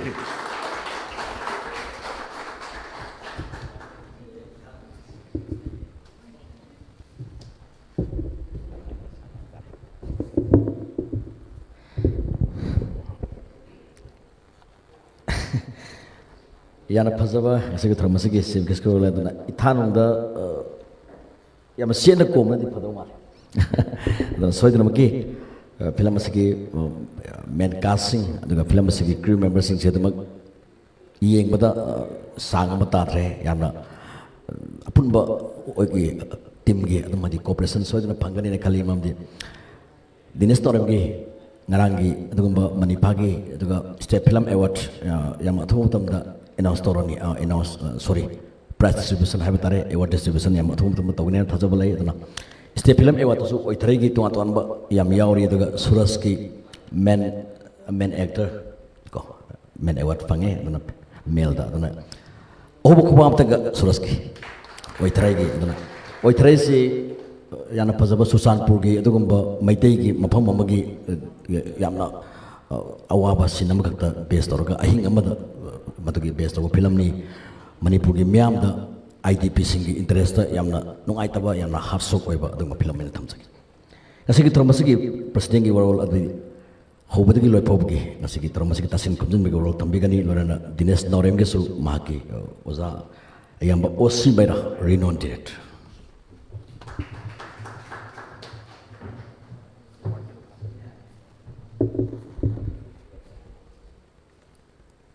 अना वायामना ngang हईब सारसु ओजा तेज के सोर की ममांग ngang हाइसे मसे हईब सारीदुद हेन हईपा सारा ngang बोइना थोकनी मरमदि सम तौहैदब मनेना याना थमजगे मरमदि आइबु प्लेटफॉर्म दा पुथोकपिरकपद ओजागी याम चावरबा कंट्रीब्यूशन लई याना इकाई खुनु उच्चरी दुगा आइगी मरुप Gautam ngasi film gi thoram asidai yaubi base yamna mamal layena ina khanjai do aina khwadigi nungai base handaki ss manifa na koina sum khangna ba thona na sin basidai da national awardee manga na jury oi adugi manungda ese ai maru gautam suma oi manipur film gi khongchat ta national awardee manga na jury oi base aina thengna jarak pa handana han bo oi madu yamna nungai ba ma hana thamjage अदुग लोना लेंसन बिरबा पुनो सु इकाई खुनु उच्चरी हेन नुंगाइरि बदि film असिदैदा ngasi इथानु दा हारिबा film असिद सरुक यागदौरि बसिं लोइबा खोगी जोय नु मयाम लैरि बसे लोइना मदु लोइना चिथनांदा बदु पंजदबिदा यामना मरु ओइरिबा डायरेक्टर ओइरिबा दिनेश नौरेमसु ngarang नॉमिनी लाउथोरिबिसदैदा बेस्ट डायरेक्टर की नॉमिनी चंगे फिल्म सिदा कुमगदौरिबा सूरजसु बेस्ट एक्टर की नॉमिनी चंगे फिल्म से कुमगदौरिबी नरमदासु बेस्ट एक्ट्रेस की नॉमिनी संगे अरुदी ngасai ओजान हाबिबा अवार्डी मयाम पुंजलगा फिल्म अमा नम्मबा अतै दि थोला अनु कोइ लोइ लौरने ना हाइबगी मोंग द फिल्म से नम्मबरा हाइसे अखोइ सिंगनाबा मा फावबा अखोइ थमोइदा लैरे ना दमाइना थमजगे आई ओजाना याम खर सांगना ngangbियो ओजाना ngang अखोइ ताजगे हाइबने दो याम तेनना हाइतारे थमबिराम अखोइ पुंग 13 दा थोरम से लोइना लोइसनबा पांदम थमबदो टेंशन जगे खाई अगर दिनेश के मरम खर खर हाइजनब लेपसबने माई मरम हाई अखोई गौतमना ओजा गौतम मरु गौतमना हाइबदा दिनेश सूम फमी खर नानब माले है दिनेश खाई पुनसीद खाई मागी खाई नालग उब पुनसीसे हाई खल खाई नाना उई ताई माइसे अदुना इथानुंग द कब फिल्म से नानगद फिल्म ओइरमगनेबा अमा ओइथरेदुदी मोलबा अमोट फिल्म नेबको इथानुंग द खरा नान दौरियसे दिनेश की खंगाव फुटना खंगे मम खना नानबा हनबा खगी मच्चू अदि फिथुप काइद्रिबा स्ती मेमी तेक्त्रिबा सिंगसि थेंगनै हाइतारे आइना याम नुंगाइजबसे आइदि हाइरिबा फिल्म सिगी टीम सिगा यामना नुसीना लोइना जब हाइबा ताई आइना लोइनरिबसे मणिपुरी फिल्म कनगनी ना थोरपा नहा खरा आंगा मिरोल अखोगी मिरोल हाइतारे नहा मिरोल सिगे मरकता खरा मांगजिन थाना थोलकपा सिंगसिबा नुसीना येंगजबा आई मकना लैयमतंग थाबा ngamdragasu आई मकना लैयमतंग हिंगनबा ngamdragasu खोगी थोंनाव मरुमदगी फजबा लैयमा सालकदौरेने गायना सुम खल्लगा ngaijaba लैदुदा येंगजबा अदा सुम सटकाइरकपदा नुंगाइजबदो अदुमाइन तौदना दिनेशना सुम फगलकपा टीमसना सुम फगलकपदा याम नुंगाइबा फौजबदो आइनियन हाइजतारे अदुगी मनुंगदुदैदा ओइथरै थागलै मते दिनेश थागलै मते आइना पहादा हरावे ꯁꯤ ꯀꯔꯤꯒꯤꯅꯣ ꯈꯪꯗꯦ ꯍꯥꯏꯗꯤ ꯇꯤꯝꯁꯦ ꯊꯥꯒꯠꯂꯛꯏ ꯃꯇꯤꯛ ꯑꯩꯈꯣꯏ ꯃꯌꯥꯝꯅ ꯊꯥꯒꯠꯂꯛꯏ ꯃꯇꯤꯛ ꯑꯁ ꯑꯩ ꯌꯥꯝ ꯍꯔꯥꯎꯖꯩ ꯍꯥꯏꯇꯥꯔꯦ ꯑꯗꯨꯒ ꯗꯤꯅꯦꯁꯀꯤ ꯉꯁꯤ ꯄꯟꯖꯔꯤꯕ ꯑꯩꯅ ꯂꯣꯏꯁꯤꯟꯖꯔꯛꯄꯗ ꯌꯥꯝ ꯇꯦꯟꯅ ꯊꯝꯖꯒꯦ ꯌꯥꯝ ꯇꯤꯝꯁꯦ ꯑꯩꯈꯣꯏ ꯖꯣꯏꯒꯁꯨ ꯉꯔꯥꯡ ꯅꯍꯥꯟ ꯖꯣꯏꯒ ꯗꯤꯅꯦꯁꯀꯁꯨ ꯂꯥꯛꯑꯦ ꯌꯨꯝꯗ ꯖꯣꯏꯅ ꯉꯛꯈ꯭ꯔꯕꯅꯤ ꯃꯣꯏ ꯉꯥ ꯑꯃꯁꯨ ꯄꯣꯔꯛꯑꯦ ꯁꯨꯝ ꯁꯦꯡꯅ ꯍꯥꯏꯖꯕꯅꯤꯀꯣ ꯑꯗ ꯍꯦꯛ ꯄꯣꯔꯛꯄꯒ ꯖꯣꯏꯅ ꯆꯥꯛ ꯊꯣꯡꯕ ꯉꯥ ꯊꯣꯡꯕꯁꯦ ꯌꯥꯝ ꯀꯨꯏꯅ ꯆꯪꯒꯗꯧ ꯃꯥꯟꯖꯥꯠꯅꯦꯕ ꯃꯤꯅꯤꯠ 5ꯗꯔ ꯖꯣꯏ 10ꯗꯔ ꯀꯩꯅꯣ ꯇꯥꯎꯔ ꯁꯠ ꯁꯠ ꯄꯨꯊꯣꯛꯄꯁꯤꯗ ꯑꯁ ꯑꯩꯈꯣꯏꯁꯤ ꯃꯦꯖꯤꯛꯀꯤ ꯌꯨꯝꯅꯤꯒ ꯍꯥꯏ ꯖꯣꯏ ꯑꯗꯨꯃꯥꯏꯅ ꯇꯧꯔ ꯆꯥꯏ ꯑꯗꯨ ꯁꯤꯅ ꯁꯨꯝ ꯑꯃꯒꯤ ꯑꯣꯏꯔꯒ ꯑꯩ ꯌꯥꯝꯅ ꯇꯤꯝꯁꯦ ꯌꯥꯝ ꯅꯨꯡꯁꯤ ꯍꯥꯏꯕꯗꯨ ꯈꯛ ꯊꯝꯖꯅꯤꯡꯕꯗꯅꯤ ꯑꯗꯨꯒ ꯃꯌꯥꯝ ꯑꯥꯔꯇꯤꯁ ꯌꯥꯎꯕꯤꯔꯤꯕ ꯃꯌꯥꯝ ꯄꯨꯝꯅꯃꯛ ꯑꯩꯅ ꯂꯣꯏꯅ ꯈꯪꯅꯔꯕ ꯉꯥꯛꯇꯅꯤꯅ ꯑꯩꯒꯤ ꯏꯌꯥꯝꯕ ꯔꯇꯟ ꯃꯔꯨꯑꯣꯏꯅ ꯌꯥꯝ ꯁꯥꯡꯅ ꯃꯇꯝ ꯁꯥꯡ ꯂꯣꯏꯅꯔꯛꯑꯦ ꯑꯗꯨꯒ ꯏꯆꯦ ꯃꯪꯂꯦꯝꯕꯤ ꯃꯇꯝ ꯁꯥꯡ ꯂꯣꯏꯅꯔꯛꯑꯦ ꯇꯤꯝ ꯄꯨꯝꯅꯃꯛ ꯌꯥꯝ ꯊꯥꯒꯠꯆꯔꯤ ꯃꯔꯨꯑꯣꯏꯅ ꯑꯣꯖꯥꯅ ꯍꯥꯏꯕꯤꯕ ꯑꯗꯨꯃꯥꯏꯅ ꯁꯤꯡꯖꯃꯩ 360ꯅ ꯂꯥꯏꯚ ꯊꯥꯕꯤꯕꯁꯦ ꯑꯩ ꯁꯤꯡꯖꯃꯩ 360ꯒꯤ ꯗꯨꯀꯥꯟ ꯍꯥꯡꯇꯣꯛꯄꯒꯤ ꯄꯣꯠ ꯍꯣꯡꯕꯒꯤ ꯑꯗꯒꯤ ꯕꯦꯛ ꯇꯥꯍꯧꯕꯒꯤ ꯁꯅꯥ ꯇꯥꯍꯧꯕ ꯐꯪꯕꯒꯤ ꯑꯗꯨꯗꯤ ꯃꯌꯥꯝ ꯑꯃ ꯎꯖꯔꯦ ꯑꯩꯅ ꯈꯜꯂꯦ ꯁꯤꯒꯨꯝꯕ ꯃꯔꯨꯑꯣꯏꯅ ꯑꯣꯖꯥ ꯇꯦꯖꯀꯦꯁꯣꯔꯅ ꯉꯥꯡꯈꯤꯕ ꯋꯥ ꯑꯗꯨꯒ ꯑꯣꯖꯥ ꯒꯧꯇꯝꯅ ꯉꯥꯡꯈꯤꯕ ꯋꯥꯁꯤꯡ ꯑꯁꯦ ꯄꯥꯕ꯭ꯂꯤꯛꯁꯤꯅ ꯇꯥꯕꯤꯔꯒꯗꯤ ꯁꯤ ꯑꯩꯉꯣꯟꯗ ꯌꯥꯝꯅ ꯅꯨꯡꯉꯥꯏꯕ ꯑꯃ ꯁꯤꯡꯖꯃꯩ 360ꯅ ꯃꯅꯤꯄꯨꯔꯤ ꯐꯤꯂꯝ ꯀꯟꯕꯗ ꯁꯔꯨꯛ ꯌꯥꯕꯤꯔ ꯃꯥꯜꯂꯦꯅ ꯈꯟꯖꯕ ꯑꯃ ꯑꯗꯨꯒ ꯑꯩꯅ ꯊꯃꯣꯏꯗꯒꯤ ꯍꯥꯏꯒꯦꯅ ꯈꯜꯂꯒ ꯂꯥꯛꯆꯕ ꯋꯥꯗꯤ ꯑꯃꯈꯛꯇꯅꯤ ꯑꯩꯈꯣꯏ ꯃꯅꯤꯄꯨꯔꯤ ꯐꯤꯂꯝꯁꯦ ꯁꯤꯒꯗꯧꯔꯦꯗ ꯄꯍꯥꯏꯗ ꯍꯥꯏꯕ ꯑꯗꯨ ꯀꯃꯥꯏꯅ ꯀꯟꯒꯗꯒꯦꯗꯤ ꯈꯪꯃꯤꯟꯅꯗꯕ ꯑꯗꯨꯒ ꯉꯁꯥꯏ ꯑꯣꯖꯥ ꯔꯇꯟꯅ ꯇꯥꯃꯣ ꯔꯇꯟꯅꯁꯨ ꯍꯥꯏꯕꯤꯕ ꯑꯗꯨꯃꯥꯏꯅ ꯃꯤꯅ ꯄꯥꯟ ꯗꯨꯀꯥꯟ ꯐꯝꯃꯦꯅ ꯄꯥꯟ ꯗꯨꯀꯥꯟꯗꯨꯗ ꯄꯪꯐꯝꯗ ꯐꯝꯖꯜꯂꯒ ꯄꯥꯟ ꯗꯨꯀꯥꯟ ꯂꯣꯏꯅ ꯐꯝꯈꯤꯗꯅ ꯄꯥꯟ ꯗꯨꯀꯥꯟ ꯐꯝꯗꯕꯤ ꯌꯥꯝꯅ ꯏꯪ ꯇꯞꯆꯅ ꯂꯩꯖꯕꯤ ꯌꯥꯝꯅ ꯂꯤꯔꯤ ꯈꯣꯏꯔꯤꯕꯤꯒꯤ ꯃꯁꯛ ꯑꯃꯠꯇ ꯎꯠꯍꯧꯗꯅꯕ ꯑꯩꯈꯣꯏꯒꯤ ꯄꯥꯟ ꯗꯨꯀꯥꯟ ꯐꯝꯃꯒ ꯅꯨꯄꯤ ꯂꯣꯟꯕꯒꯤ ꯋꯥꯔꯤ ꯑꯗꯨꯒ ꯄꯥꯟ ꯗꯨꯀꯥꯟ ꯐꯝꯃꯒ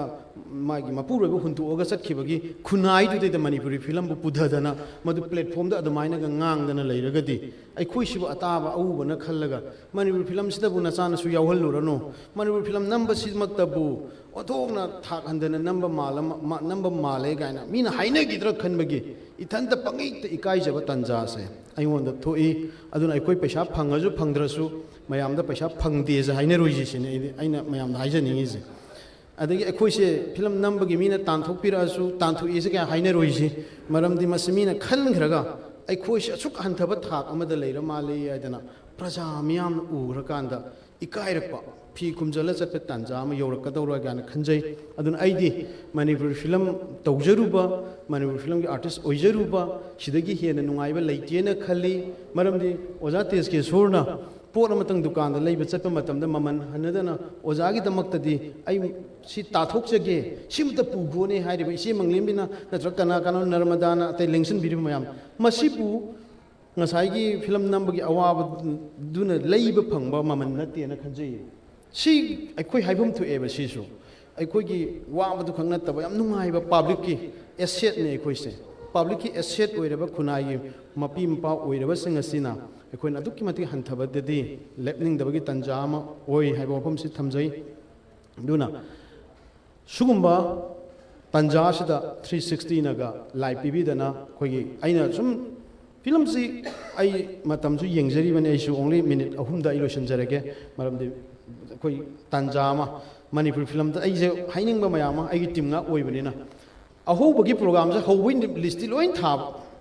ꯑꯔꯣꯏꯕ ꯄꯨꯡꯐꯝꯗꯤ ꯁꯨꯡꯍꯥꯏ ꯍꯥꯏꯗꯣꯛꯇꯦꯕ ꯑꯗꯨꯅ ꯑꯩꯈꯣꯏꯁꯦ ꯁꯤꯒꯤ ꯇꯤꯝꯁꯤꯒꯤ ꯑꯣꯏꯅ ꯑꯩꯅ ꯗꯤꯅꯦꯁꯇꯁꯨ ꯍꯥꯏꯕꯅꯤ ꯗꯤꯅꯦꯁ ꯑꯍꯧꯕꯗꯤ ꯑꯗꯨꯝ ꯂꯩꯕ ꯊꯧꯔꯝ ꯈꯨꯗꯤꯡꯃꯛꯁꯦ ꯃꯅꯤꯄꯨꯔꯒꯤ ꯄꯨꯡ ꯀꯌꯥꯗ ꯂꯣꯏꯅꯤꯗꯤ ꯁꯨꯡꯍꯥꯏ ꯍꯥꯏꯗꯕ ꯃꯗꯨ ꯇꯧꯔꯣꯏꯁꯤ ꯑꯩꯈꯣꯏ ꯆꯥꯛ ꯆꯥꯕ ꯈꯣꯠꯄꯁꯦ ꯄꯨꯡ 12ꯒꯤ ꯃꯃꯥꯡꯗ ꯂꯣꯏ ꯂꯣꯏꯁꯤꯟꯕ ꯋꯥ ꯉꯥꯡꯕꯁꯦ ꯄꯨꯡ 13 ꯃꯃꯥꯡꯗ ꯂꯣꯏꯁꯤꯟꯕꯅ ꯋꯥꯔꯦꯞ ꯇꯥꯕꯅꯦꯕ ꯑꯗꯨꯅ ꯑꯩꯅ ꯄꯨꯡ 10ꯒ ꯃꯤꯅꯤꯠ 40 ꯐꯥꯎꯒꯤ ꯃꯅꯨꯡꯗ ꯂꯣꯏꯁꯤꯟ ꯇꯥꯔꯗꯤ ꯊꯥꯒꯠ ꯋꯥꯔꯣꯟ ꯀꯔꯤ ꯐꯣꯇꯣ ꯀꯥꯞꯄ ꯈꯣꯠꯄꯁꯦ ꯄꯨꯡ 12ꯗ ꯂꯣꯏꯕ ꯌꯥꯅꯦꯅ ꯑꯩꯈꯣই ꯄꯥꯖꯩ ꯑꯗꯨꯅ ꯑꯔꯣꯏꯕ ꯊꯝꯕꯁꯦ ꯑꯩꯈꯣꯏꯒꯤ ꯁꯤꯒꯤ ꯇꯤꯝꯁꯤꯒꯤ ꯑꯣꯏꯁꯤꯌꯦꯁꯦ ꯑꯩ ꯗꯤꯅꯦꯁꯇ ꯌꯥꯝ ꯀꯟꯅ ꯍꯥꯏꯖꯕꯅꯤ ꯑꯗꯨꯅ ꯃꯌꯥꯝ ꯄꯨꯝꯅꯃꯛꯅ ꯇꯥꯟꯖꯥꯁꯦ ꯆꯞ ꯆꯥꯅ ꯑꯩ ꯊꯝꯖꯒꯦ ꯑꯗꯨꯅ ꯌꯥꯝ ꯃꯔꯨꯑꯣꯏꯕ ꯃꯁꯤꯒꯤ ꯌꯥꯎꯕꯤꯔꯤꯕꯁꯤꯡꯁꯤꯗ ꯑꯩꯈꯣꯏ ꯈꯟꯅꯖꯩ ꯆꯤꯐ ꯒꯦꯁ ꯑꯃ ꯉꯁꯥꯏ ꯏꯔꯣꯏꯂꯣꯏꯕ ꯑꯣꯖꯥꯒꯤ ꯋꯥꯐꯝꯗꯨꯗ ꯇꯥꯖꯔꯛꯑꯀꯥꯟꯗ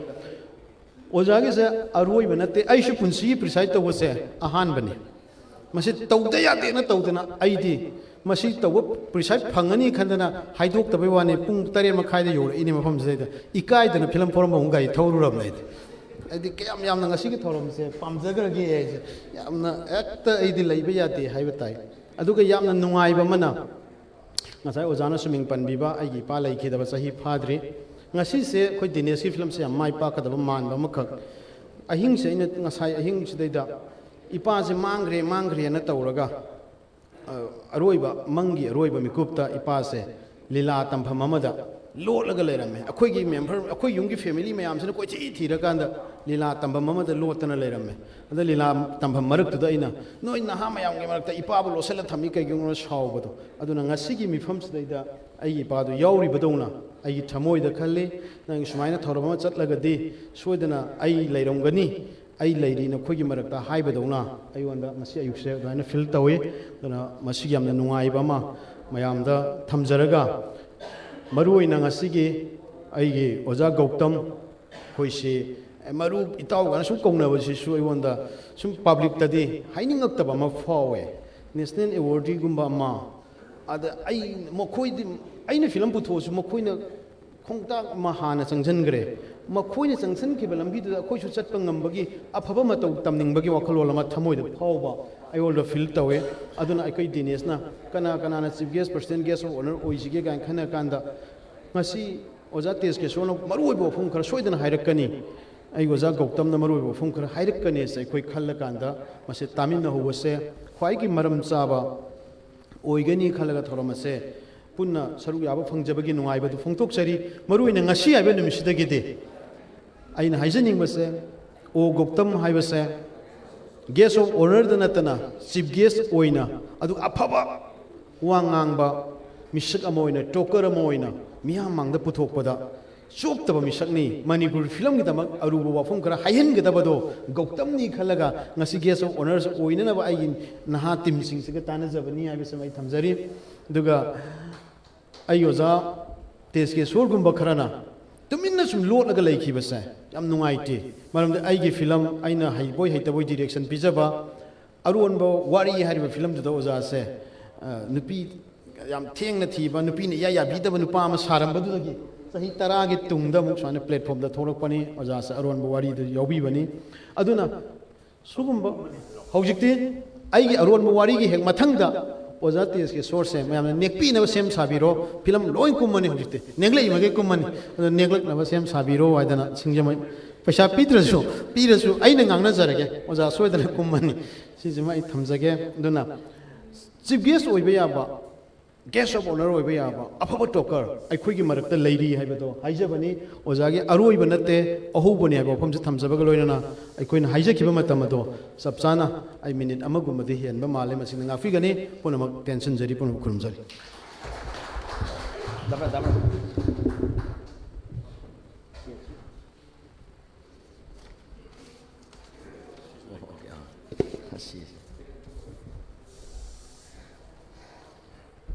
ꯌꯥꯝ ꯅꯨꯡꯉꯥꯏꯖꯩ ꯍꯦꯟꯅ ꯃꯔꯤꯛ ꯁꯨꯝꯕ ꯋꯥꯐꯝ ꯑꯗꯨꯒ ꯉꯁꯤꯒꯤ ꯊꯧꯔꯝ ꯑꯁꯤꯒꯤ ꯄ꯭ꯔꯁꯤꯗꯦꯟꯒ ꯕꯣꯔ ꯊꯝꯖꯔꯤ ꯑꯗꯨꯒ ꯉꯁꯥꯏ ꯆꯤꯐ ꯒꯦꯁꯅ ꯍꯥꯏꯈꯤꯕꯗꯣ ꯑꯗꯨꯅ ꯔꯤꯇꯥꯌꯔꯃꯦꯟꯁꯦ ꯑꯗꯣ ꯊꯥ 5ꯒꯤ ꯃꯇꯨꯡꯗꯗꯤ ꯃꯄꯥ ꯁꯥꯔꯛꯀꯗ꯭ꯔꯥ ꯃꯦꯟ ꯑꯦꯛꯇꯔꯒꯨꯝꯕ ꯑꯣꯏꯅ ꯀꯨꯝꯃꯛꯀꯗ꯭ꯔꯥ ꯑꯗꯨꯗꯤ ꯃꯌꯥꯝ ꯌꯦꯡꯃꯤꯟꯅꯔꯁꯤ ꯑꯗꯨꯅ ꯁꯥꯔꯚꯤꯁꯀꯤ ꯃꯇꯨꯡꯗ ꯔꯤꯇꯥꯌꯔꯃꯦꯟꯒꯤ ꯃꯇꯨꯡꯗ ꯌꯨꯝꯗ ꯂꯩꯒꯗꯕ ꯁꯝ ꯍꯥꯞꯄꯅꯤꯅ ꯇꯥꯛꯄꯤꯔꯛꯑꯦ ꯑꯗꯨꯅ ꯕꯁꯟꯇꯒꯤ ꯅꯣꯡꯉꯥꯜꯂꯝꯗꯥꯏꯗ ꯏꯆꯦ ꯃꯪꯂꯦꯝꯕꯤꯒ ꯇꯧꯈꯤꯕꯒꯤ ꯃꯗꯨꯒꯤ ꯁꯤꯟꯗꯣ ꯃꯗꯨꯗꯒꯤ ꯍꯦꯟꯅ ꯍꯦꯟꯕ ꯃꯌꯥꯝꯗ ꯌꯥꯝꯅ ꯄꯟꯁ ꯄꯤꯒꯗꯕ ꯌꯥꯝꯅ ꯅꯨꯡꯉꯥꯏꯕ ꯁꯤꯟꯁꯤꯡ ꯑꯗꯨꯒ ꯐꯤꯂꯝꯁꯤꯡ ꯍꯦꯟꯅ ꯁꯔꯨꯛ ꯌꯥꯕꯤꯔꯛꯀꯅꯤ ꯍꯥꯏꯕ ꯑꯁꯤꯕꯨ ꯊꯥꯖꯕ ꯊꯝꯖꯔꯤ ꯑꯗꯨꯒ ꯕꯣꯔ ꯑꯣꯐ ꯊꯦꯡꯛꯁꯀꯤ ꯃꯥꯡꯑꯣꯏꯅꯅ ꯌꯥꯝꯅ ꯏꯟꯇꯔꯦꯁꯇꯤꯡ ꯑꯣꯏꯕ ꯑꯗꯨꯒ ꯉꯁꯤꯒꯤ ꯃꯦꯟ ꯀꯥꯁ ꯑꯃꯗꯤ ꯀ꯭ꯔꯤꯎ ꯃꯦꯝꯕꯔꯁꯤꯡ ꯑꯗꯨꯒ ꯗꯥꯏꯁ ꯃꯦꯝꯕꯔꯁꯤꯡꯒ ꯄꯨꯟꯅ 1 by 1 ꯁꯛꯈꯪ ꯃꯥꯏꯈꯪꯅꯕ ꯌꯥꯝꯅ ꯇꯦꯟꯇꯛꯄ ꯑꯗꯨꯒꯨꯝꯕ ꯕꯣꯔ ꯑꯣꯐ ꯊꯦꯡꯛꯁꯀꯤ ꯃꯥꯡꯑꯣꯏꯅꯅ ꯃꯗꯨꯒꯤ ꯊꯧꯔꯝ ꯑꯗꯨ ꯂꯧꯈꯠꯆꯒꯦ ꯐꯤꯂꯝ ꯑꯁꯤꯒꯤ ꯃꯦꯟ ꯀꯥꯁ ꯂꯧꯈꯠꯄꯤꯒꯅꯤ ꯑꯗꯨꯃꯛ ꯃꯌꯥꯝꯒ ꯁꯛꯈꯪ ꯃꯥꯏꯈꯪꯅꯕꯒꯤ ꯍꯥꯏꯕ ꯇꯥꯔꯦ ꯋꯥꯟ ꯑꯦꯟ ꯑꯣꯡꯂꯤ ꯁꯨꯔꯁ ꯉꯥꯁꯦꯄꯝ ꯂꯧꯈꯠꯄꯤꯒꯅꯤ ꯑꯗꯨꯒ ꯁꯤꯡꯖꯃꯩ 360ꯒꯤ ꯑꯗꯨꯒꯨꯝꯕ ꯀꯥꯟꯗꯁꯤ ꯑꯗꯨꯝ ꯃꯌꯥꯝꯗ ꯑꯗꯨꯝ ꯑꯣꯀꯦ ꯑꯗꯨꯒ ꯄꯨꯟꯅꯃꯨꯛ ꯆꯪꯁꯤ ꯑꯗꯨꯝ ꯃꯌꯥꯝꯗꯣ ꯁꯛ ꯇꯥꯛꯁꯤ ꯍꯥꯏꯕꯗꯨ ꯑꯗꯨꯒ ꯅꯔꯃꯗꯥ ꯌꯥꯝꯅ ꯃꯇꯝ ꯀꯨꯏꯅ ꯕꯪꯒ꯭ꯂꯥꯗꯦꯁꯀꯤ ꯁꯅꯥ ꯇꯝꯐꯥ ꯍꯥꯏꯅ ꯃꯤꯡꯊꯣꯟꯕ ꯑꯗꯨꯒꯨꯝꯕ ꯐꯤꯂꯝ ꯑꯗꯨꯗ मेन कास्ट अन कुंबिखिबनी अदुगा यामना इनौ नौना सुनीता हाइना मिंथोनबा अदुंबा मणिपुरी फीचर फिल्म दसु तुंगा तुंगा अवार्ड ना योम लबा अदुगुंबा एक्ट्रेस नि Narmada अदुगा ngasi makti lakpidre masi ojani taibi na samang lagi actor matau magi madu oyam to mali aduna ngasi gidi lakpu ojadre aduga tamoratan nupi ne ngambe am sabadu asidadi nupi ne ngambadi sararoi karamba role sarakada ge dadi ithan unda aina ming thonba film asigi madugi story manungda sodram ki yabiram bani aduga comic aduga comedian aduga actor aduga masamaksu advocate one and only Prasanta aduna mahaki acting aduga mahaki body language kudimak na myambu ngaltang oisu awa pothan bani aduna Prasanta okay Mary Lysram ngasai koi ngasigi volunteer nupim sa ani sin hai asin nupi se yengbeam nungai hai mamdi magi story time lai aduna web series kumbagi kana basule aduna web series sing sidigi aduma lakpani aduna makatana Zatisur yes Zatisur aduga Hero BRK yes costume designer aduga one and only sagnaraba yamba Galipa assistant costume da Manglem Moirang Them makeup da Maheswari okay lakpedi okay aduga isesagi film asida yawgadreba isesingi choreographer aduga hadak yamna su yana pan yengnariba music video album singi choreographer Rimas Kun okay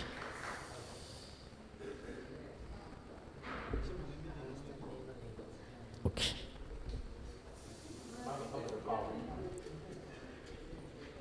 ise manglembi mingsi kasi se myam nak palle mari mangar palle waro beroi se manglembi aduga makatana singer Kennedy Kuman hojik se teachers day gi kari gi sai gi yam simba adun lakpirami mikom tang Kennedy Kuman aduga ngasi gi thorma se di saru ya ba lakpidre music director Tony Ahebom aduga ngasai hajakiba manifagi adugumba the best screenplay aduga best lyricist ki adugumba nominee sangbiriba oithrai gi su aduga lamba mayum Premsan lyrics okay aduga film asigi isai singi lyrics Dinesh Naurem se not only director isai sima ire aduna okay mas borop thanks mana pidori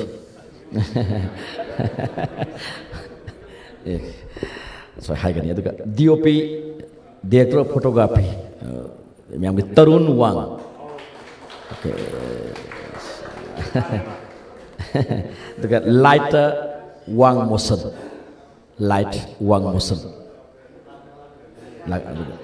aduga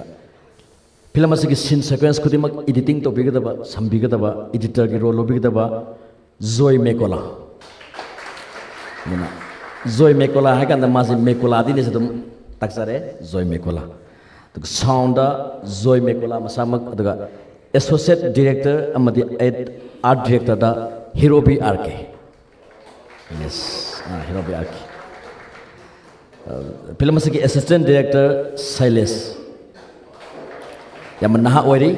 Dinesh ka madum sangam bo yamdu malik hal daga film asigi production controller da Sanahal production controller guys di yam saukre di artist myam se lakpagi schedule kai ka aduga matam khudimak loina mangna manage to bigadabni production controller da Sanahal daga still amadi drone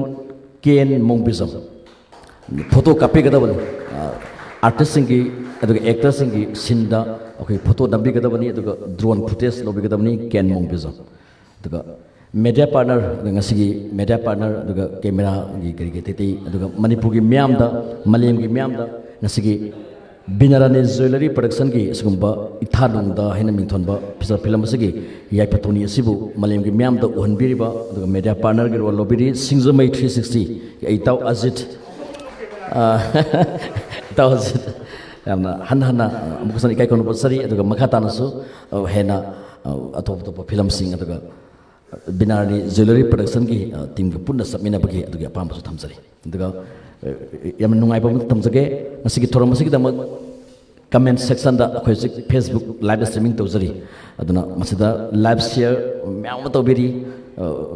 Manipur की वांगदगी अदुगा खुदिमक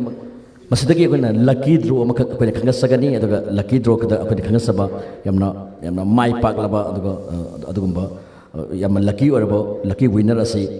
film असिगी premiere show नुमितगी अदुगुंबा show अनि लेबसिगी मंगदा show अमा महाकना येनिंगबदा मागी इन्विटेशन अनि अखोयना पिसगनी अदुना अखोय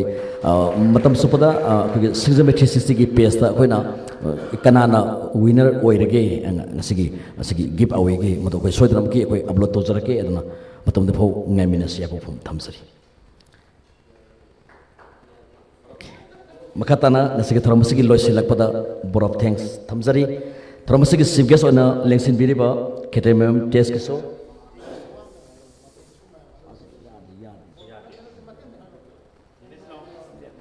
दिनेश नावरेम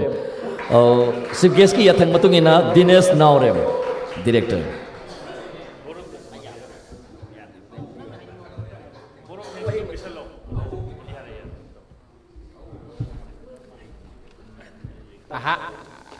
अहानबदी नते अनी सुबदी होइदोनि मो ngasi ngangisinago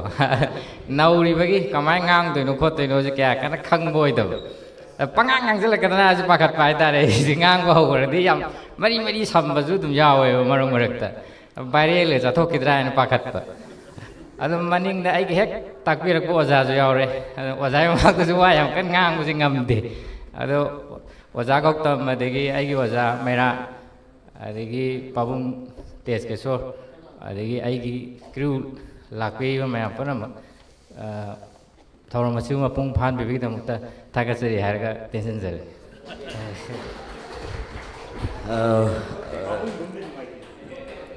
मथंग दा हाइलारोगे दुगा याम नगाजै याम तांगना पीबनी अदुना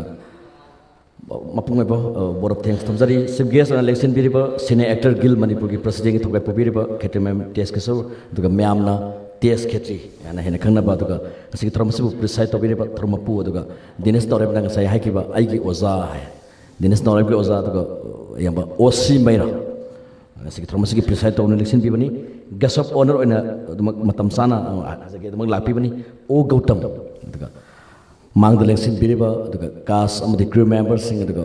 अमुकसोना मीडिया पार्टनर 360 दुगा मखाताना फिल्म असि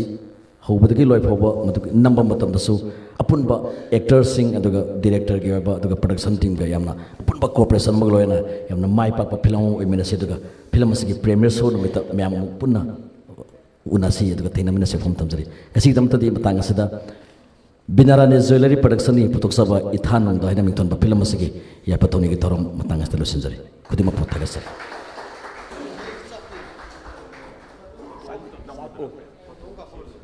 ओ दुगा ग्रुप फोटो मा